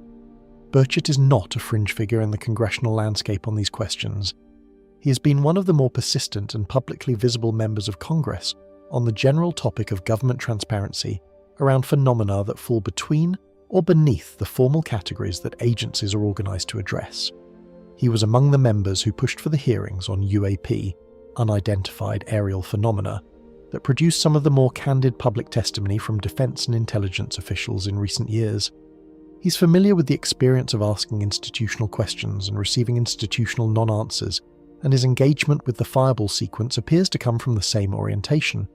A legislator who has developed, through repeated experience, a specific skepticism about the completeness of official characterizations of anomalous activity. His comments do not constitute a formal investigation. That distinction matters, and it is worth being explicit about it, because the gap between a congressman making public statements and a congressman opening a formal inquiry is not a minor procedural gap.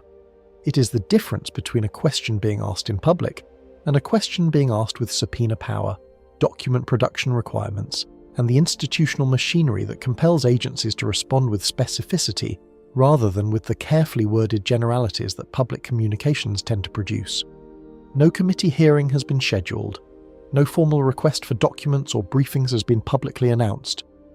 No inquiry has been opened that would require NASA, the Department of Defense, or any other relevant agency to produce a formal accounting of what they know about the current fireball anomaly, what their detection systems did or did not capture.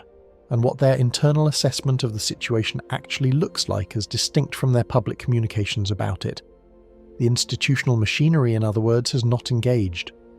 The statistical evidence, 4.5 standard deviations above baseline, 0 advanced detection across the sequence, a documented database accuracy problem, a public communication framework that characterized the activity as seasonal while the scientific record was flagging a discovery-level anomaly, has not yet produced the kind of formal institutional response that evidence of that magnitude, in almost any other scientific domain, would generate more or less automatically.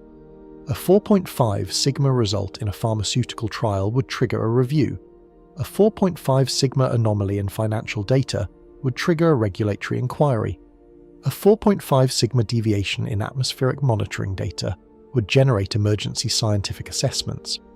In the domain of large fireball frequency over populated territories, it has generated so far a blog post about fireball season and a congressman's public comments.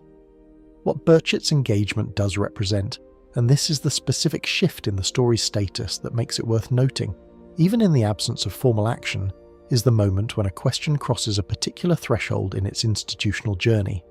Every question that eventually receives a formal institutional response passes through a recognizable sequence of stages.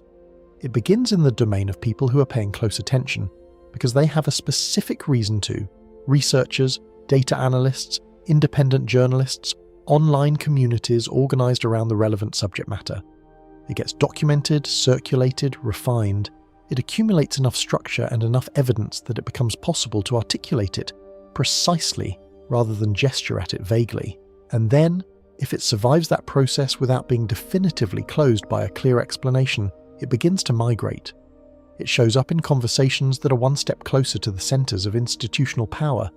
It appears in the inboxes of people who have the standing to ask official questions rather than just public ones.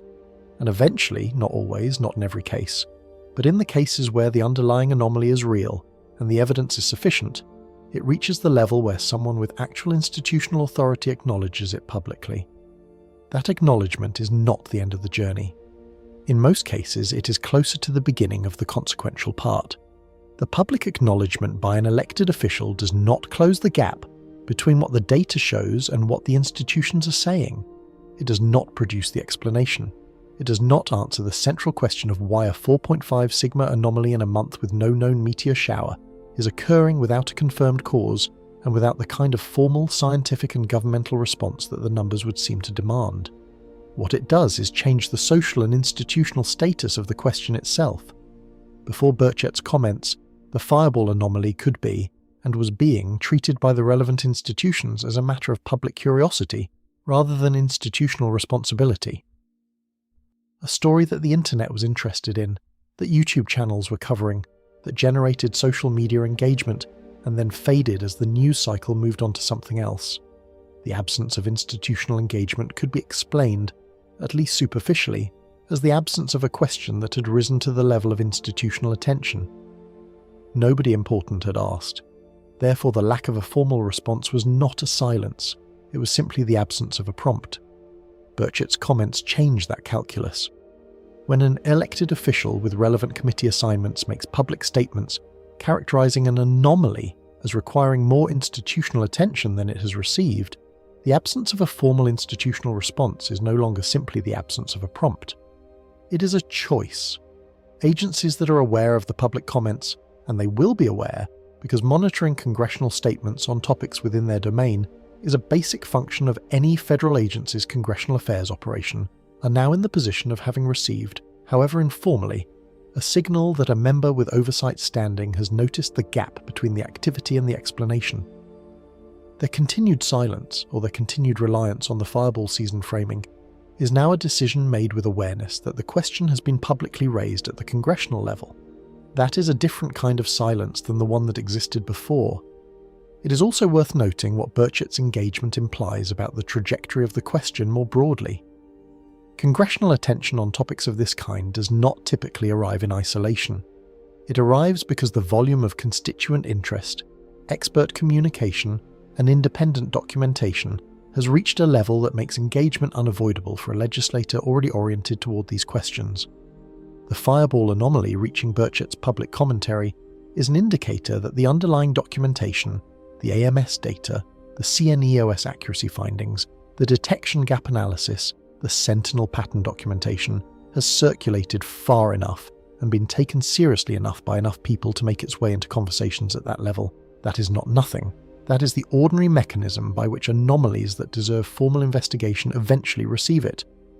The gap between what is happening overhead and what is being explained has now been acknowledged at a level that cannot be entirely dismissed as fringe concern. Not by the institutions most responsible for closing it, not by the formal inquiry process that would compel those institutions to account for it with specificity, but by a member of Congress with oversight standing in public on the record. That is one step. In the journey from statistical anomaly to formal institutional reckoning, it is a meaningful one. It is not the destination.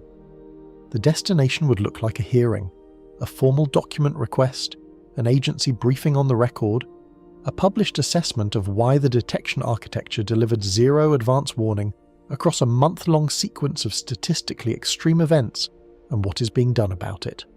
None of that has happened yet, but the question is no longer exclusively in the comment sections. It is in the offices, and in Washington, that geography matters more than it probably should. Part 16. The most plausible explanation.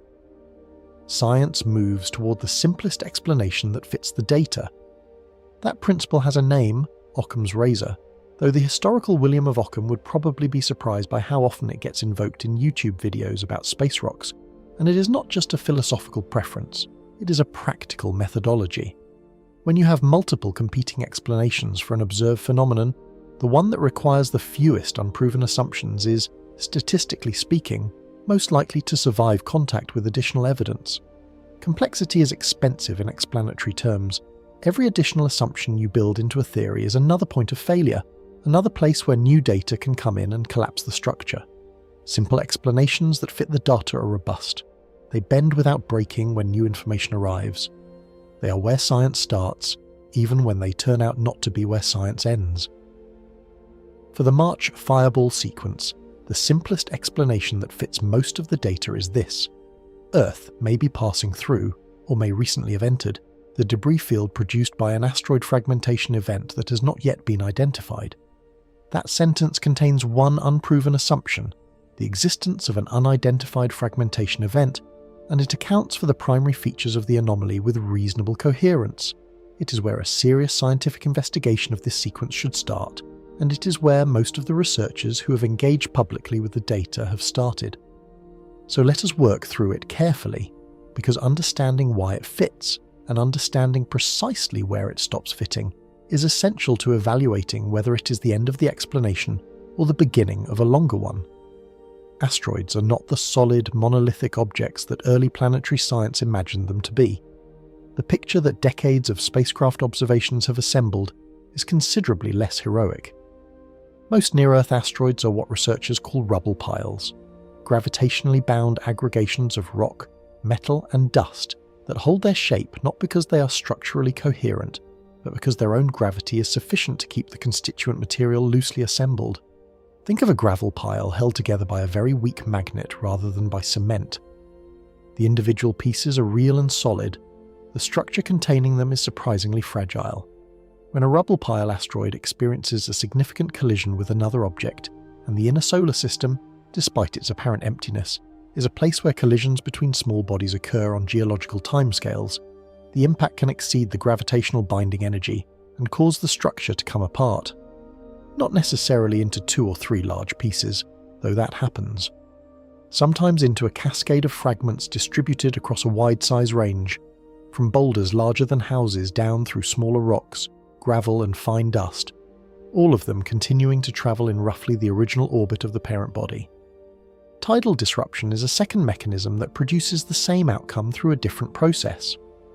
When a small body passes close enough to a large one, a planet, in the cases most relevant to Earth's neighbourhood, the gravitational gradient across the small body's diameter can exceed the internal forces holding it together. The near side of the object is pulled more strongly than the far side, and if the differential is large enough, the object stretches, deforms, and ultimately fragments along its weakest structural lines. The fragments, again, continue travelling in similar orbits to the original body, spreading along the orbital path over time due to small differences in their individual velocities. What both of these processes produce, given sufficient time, is a debris stream, a ribbon of material distributed along an orbital path, denser near the point of origin, and progressively more spread out as the fragments drift apart over decades and centuries. The stream is not visible. It produces no light of its own. It does not appear in survey telescope images as a distinct object. It is detectable only when Earth crosses it, when our planet's orbit intersects the orbital path of the stream and we begin picking up impacts from the material the stream contains. When Earth crosses a well-characterized stream, one associated with a known comet or catalogued fragmentation event, we call the result a meteor shower. The Perseids are debris from comet's swift tuttle, spread along its orbital path over millennia of passes through the inner solar system. The Leonids are debris from Comet Tempel Tuttle. The Geminids are associated with the asteroid 3200 Phaethon, which is unusual in being a rocky rather than icy parent body, but produces the same kind of debris stream through a process that researchers are still working to fully characterize. These streams are known. Their orbital intersections with Earth are calendared. Their peak activity periods are predictable years in advance. They are, in a sense, the named and understood end of the debris stream phenomenon. The unnamed and uncharacterized end is what the March sequence may be showing us.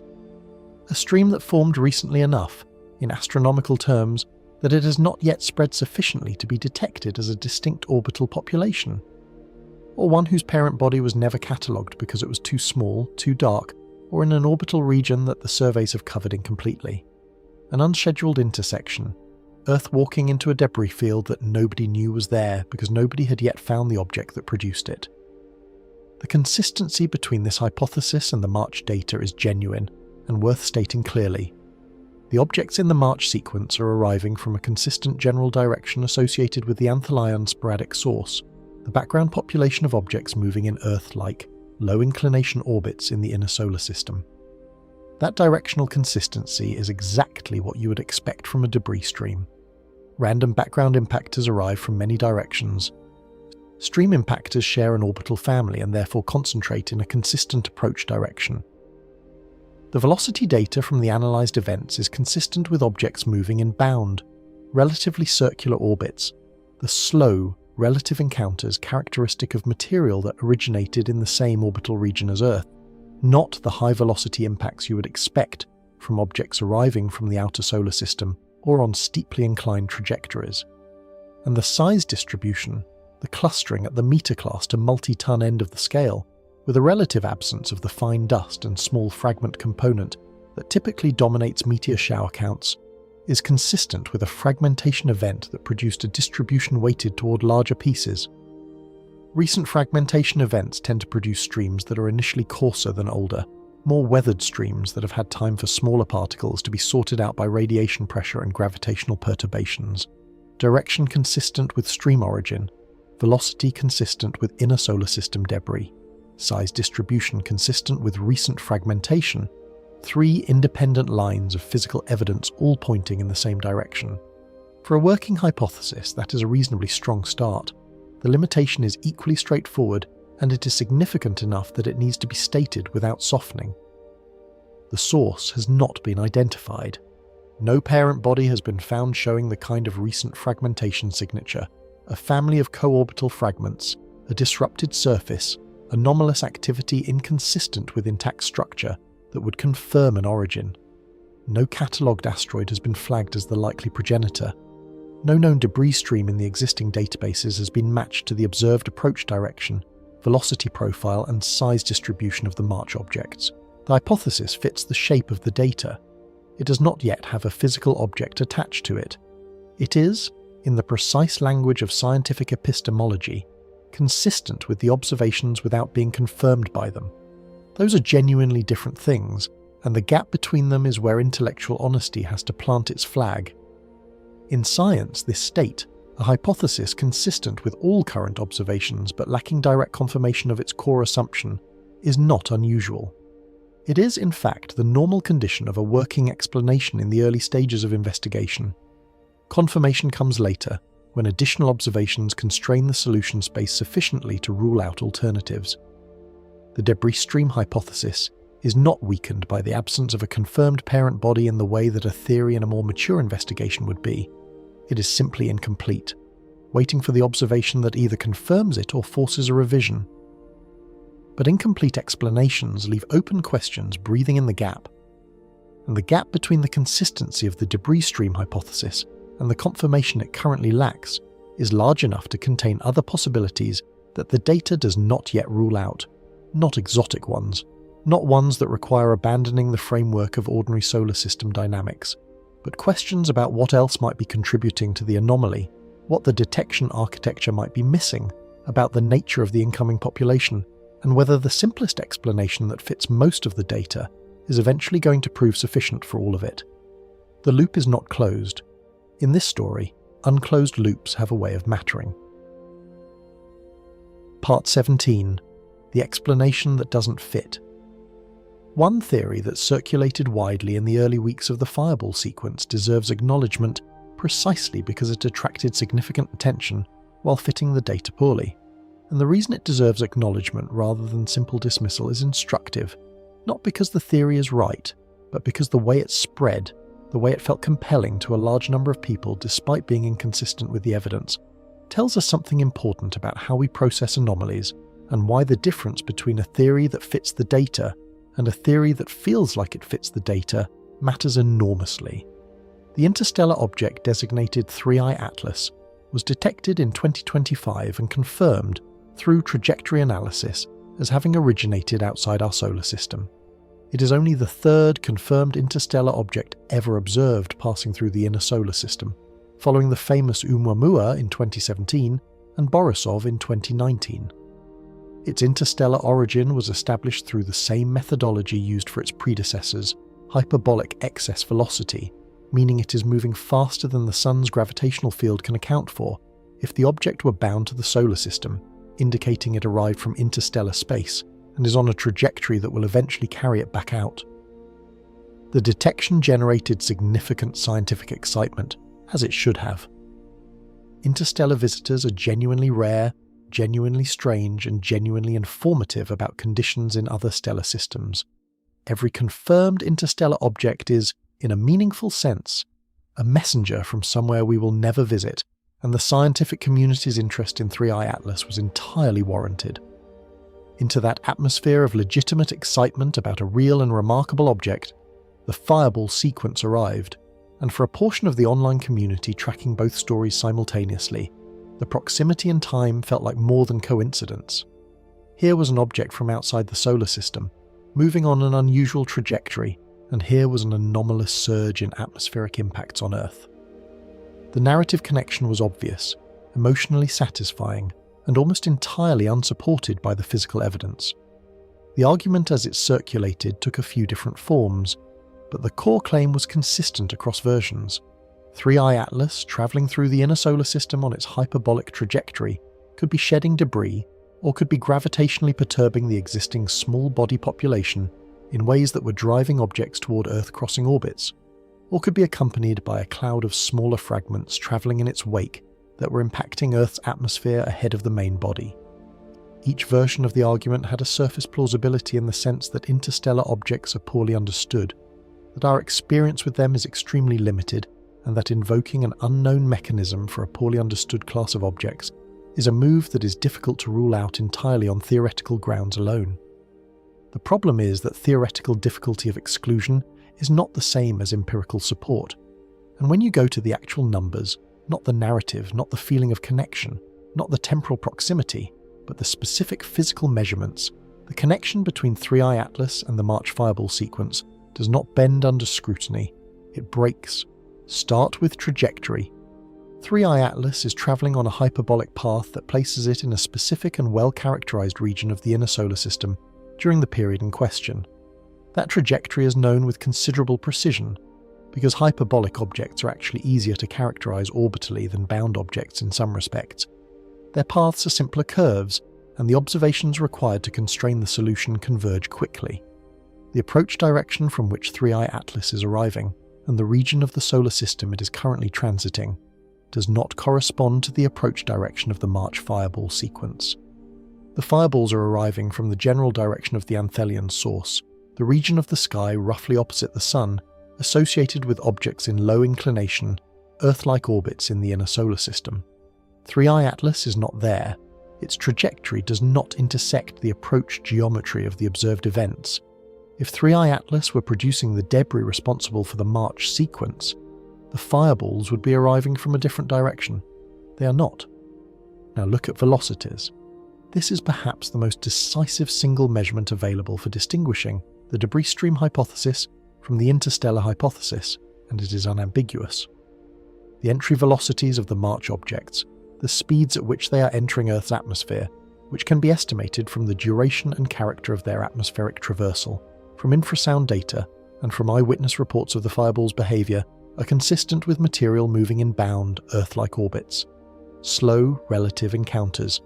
The kind of velocities you get when two objects that are both orbiting the Sun in similar orbits happen to intersect, and the relative velocity between them is the relatively modest difference between their individual orbital speeds. These are the velocities of inner solar system residents meeting each other. Debris associated with an interstellar object would have an entirely different velocity signature. 3I Atlas is moving through the solar system at hyperbolic excess velocity, faster than solar escape velocity at its current distance, carrying the kinetic energy of its interstellar journey. Any debris shed by the object, or any smaller fragments travelling in association with it, would carry that same excess velocity. They would hit Earth's atmosphere not at the relatively gentle speeds of inner solar system debris, but at the dramatically higher speeds characteristic of material arriving from interstellar space. The impact signatures would be different, the fireball durations would be different, the fragmentation behaviour in the atmosphere would be different, the energy releases would be scaled differently. None of the observed signatures in the March sequence are consistent with interstellar velocity impactors. All of them are consistent with bound inner solar system material at ordinary relative velocities. Directions do not match, velocities do not match. Two independent physical measurements, both accessible from the existing data, both pointing in the same direction, away from 3I Atlas, as an explanation for the March sequence. It is worth pausing here to ask why the theory spread as widely as it did despite this inconsistency, because the answer is relevant to how we think about anomaly interpretation more broadly. The interstellar hypothesis spread because it was narratively coherent in a way that did not require checking the numbers. It connected two remarkable things that were happening at roughly the same time. It invoked a genuinely exotic and poorly understood phenomenon, interstellar objects, in a way that made the anomaly feel explained without requiring the audience to evaluate specific physical measurements. It had the texture of an explanation without the substance of one, and in an information environment where most people encountering the theory did not have ready access to the trajectory data, the velocity measurements, or the approach geometry analysis that would allow them to evaluate it critically, the narrative coherence substituted for empirical evaluation. This is not a criticism of the people who found the theory compelling. It is a description of a cognitive dynamic that affects everyone, including researchers, and that becomes particularly acute when you're trying to make sense of something genuinely anomalous in a domain where your everyday intuitions do not apply. The desire for a complete explanation, for a narrative that closes the loop and makes the anomaly make sense, is a legitimate human response to uncertainty. The interstellar hypothesis offered that closure. The debris stream hypothesis, with its unconfirmed parent body and its openly acknowledged incompleteness, does not. In terms of psychological satisfaction, the worse explanation wins. That is precisely why the discipline of checking the numbers matters. 3I Atlas is a genuinely fascinating object, and its scientific significance is real and independent of the March fireball sequence.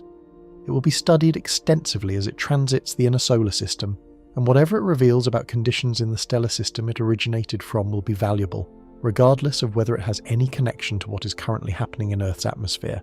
The science of interstellar objects is young enough, and our experience with them limited enough, that every confirmed visitor carries information we do not have from any other source. The object deserves the attention it is receiving on its own terms. What it does not deserve is to be recruited into an explanation it does not fit. Connecting 3I Atlas to the March fireball sequence requires ignoring trajectory data, ignoring velocity measurements, and substituting narrative proximity for physical consistency. That is not following the evidence, that is following the story. And the difference between those two things is the difference between an investigation and entertainment. This channel intends to be the former.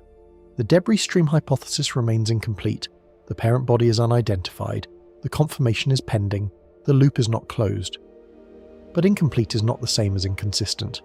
The interstellar hypothesis, on the current evidence, is inconsistent. And inconsistent hypotheses, however narratively satisfying, do not survive contact with the data. That is not a standard this story is willing to compromise. Part 18. The pattern that still doesn't resolve. After ruling out what doesn't fit and mapping what does, you're left with a specific inventory of unresolved anomalies. And the thing about this particular inventory is that it does not behave the way a list of independent problems behaves. Independent problems, when you stack them, add. Compounding problems, when you stack them, multiply. What we have here is the second kind. Each item on the list makes the others harder to dismiss, not easier. Each gap reinforces the adjacent gaps.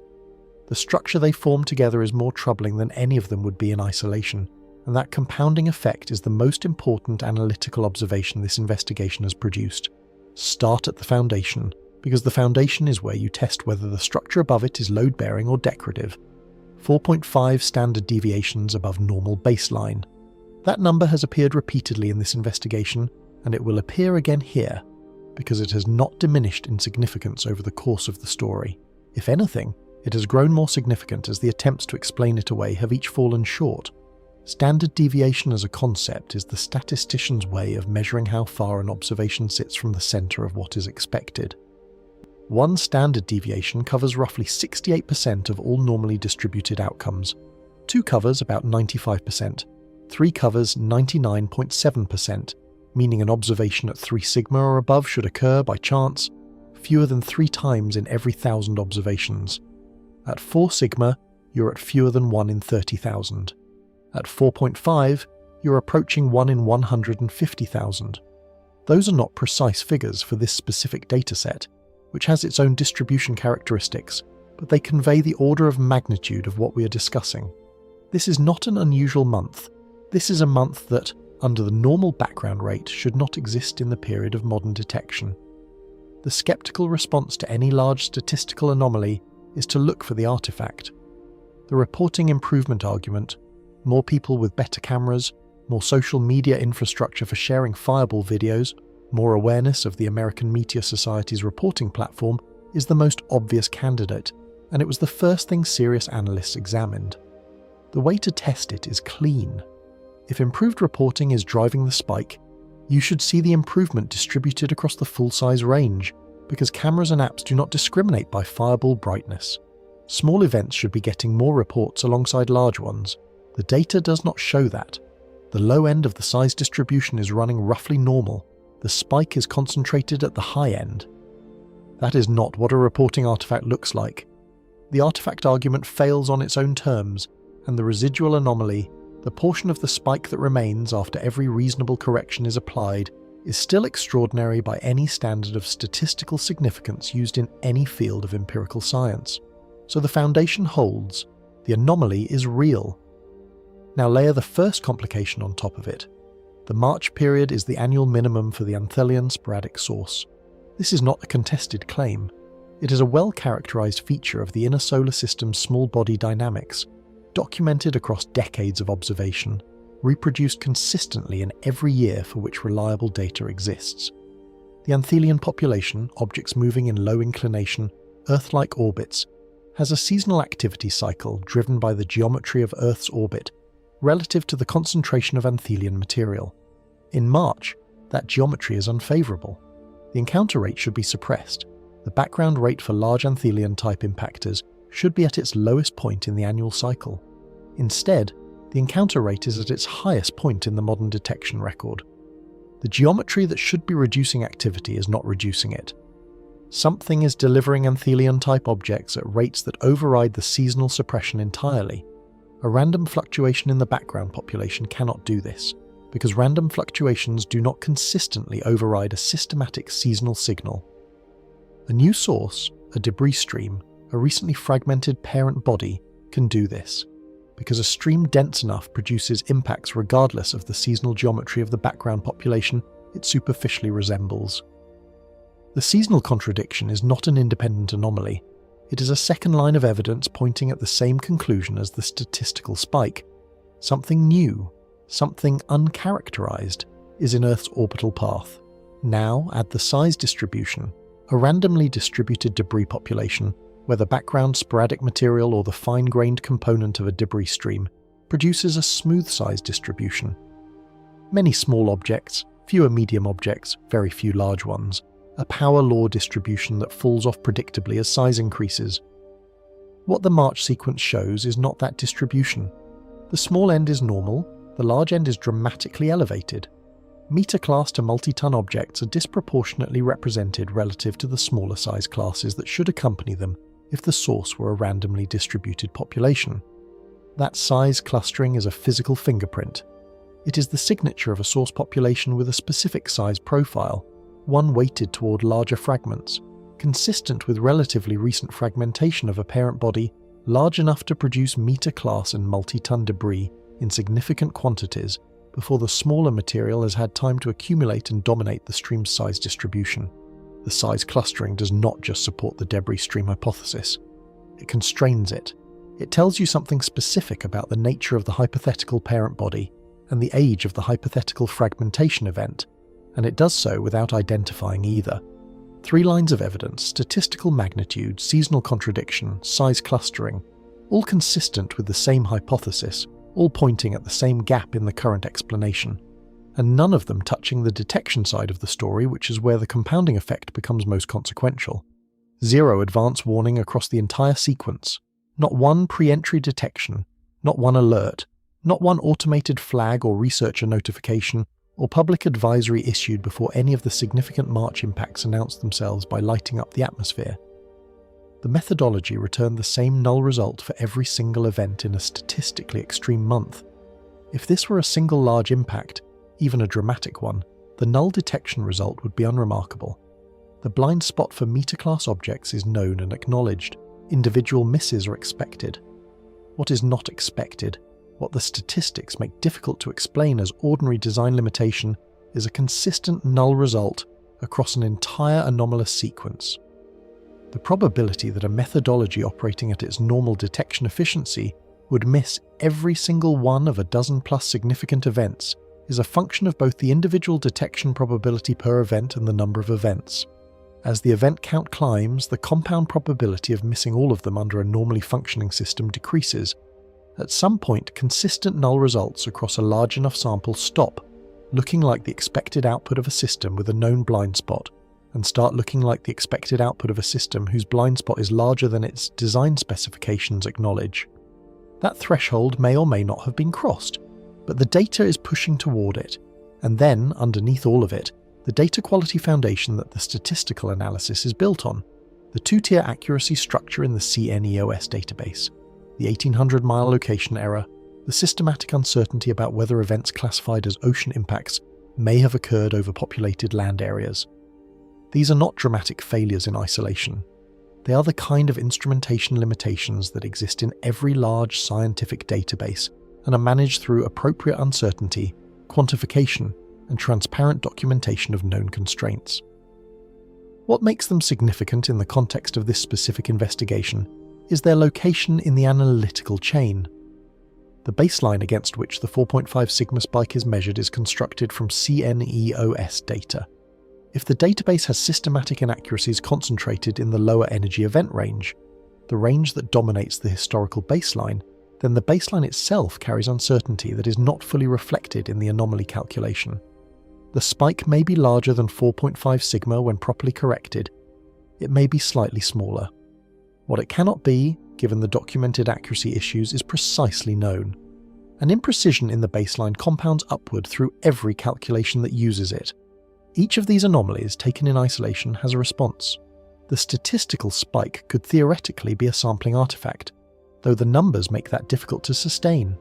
The seasonal contradiction could be an unusually large random fluctuation, though the magnitude strains that explanation. The detection failures are a known design limitation, though their consistency across a large sample is notable. The data inaccuracies are documented features rather than bugs.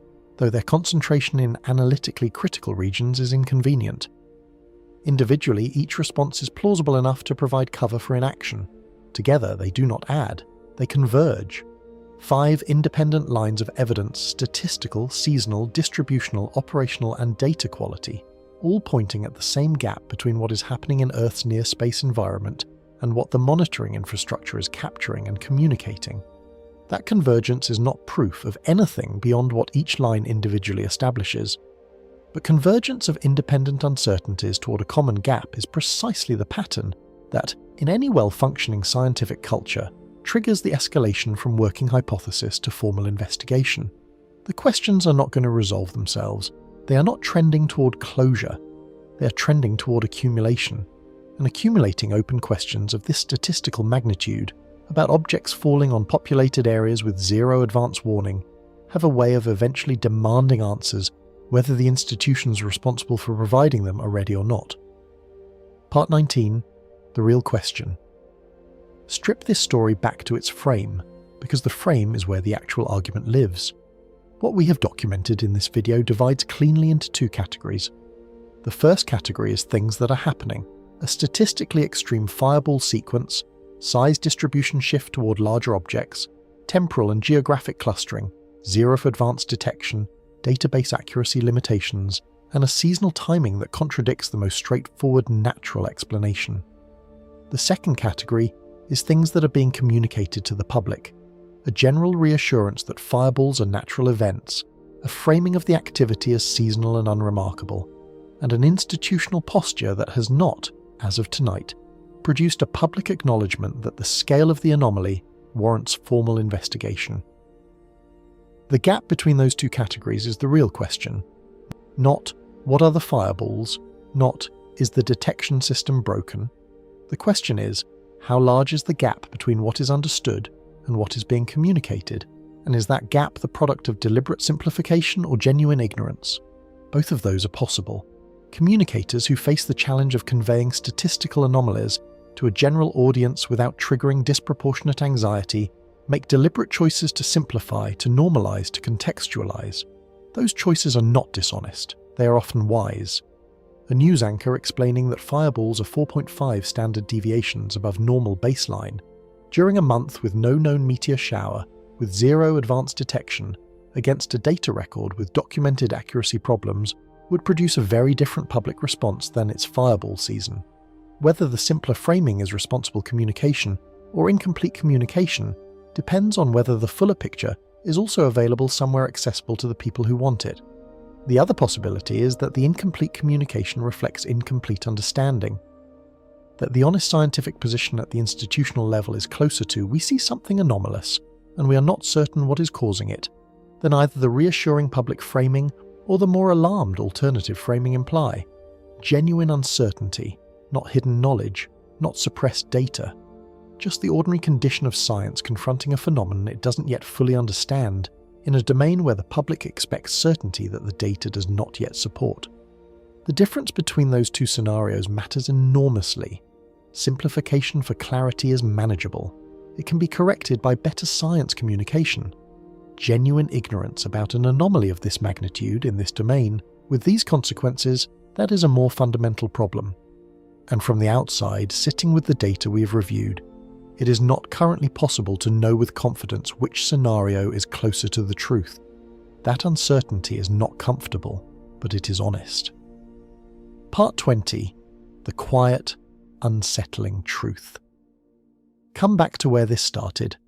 March 27th, 2026. Reports from Austin, Texas. A 3rd Ohio fireball. A count past a dozen in a single month. 4.5 standard deviations above a baseline established over years of careful observation, in a month the calendar says should be quiet. What this story is not is a catastrophe narrative. Nothing that happened in March destroyed a city. Nothing vaporized a population center. The objects that hit the atmosphere were large by the standards of the sporadic background population, but they were small by the standards of objects that planetary defense was designed to address. Nobody died. The roof that a Houston meteorite may have punched through was presumably unoccupied at the point of impact, or you would know about it because the story would have been very different. The actual physical consequences of the March sequence measured in direct harm are minimal. What this story is something quieter and in some ways more unsettling than a catastrophe. It is a demonstration that the gap between what arrives and what was anticipated can be very large, in a month that data says should be quiet, for a size class that the detection architecture has a known and acknowledged blind spot for. It is a demonstration that the database on which all historical comparisons are built has documented accuracy problems that have not been systematically corrected. It is a demonstration that the public communication apparatus produced reassurance while the scientific data was producing anomaly flags. And it is a demonstration that none of the institutional mechanisms designed to investigate exactly this kind of situation — congressional oversight, formal scientific inquiry, public agency acknowledgement — have yet engaged at the level the statistical evidence suggests they should. The bigger objects are here. Not more objects, the total count is roughly normal. The bigger ones, the ones that were supposed to be individually rare, are arriving in clusters during a quiet month, from a direction where the background source should be weakest, without any pre-entry detection, into a data record that places events 1,800 miles from where they actually occurred. That is not a perception shift.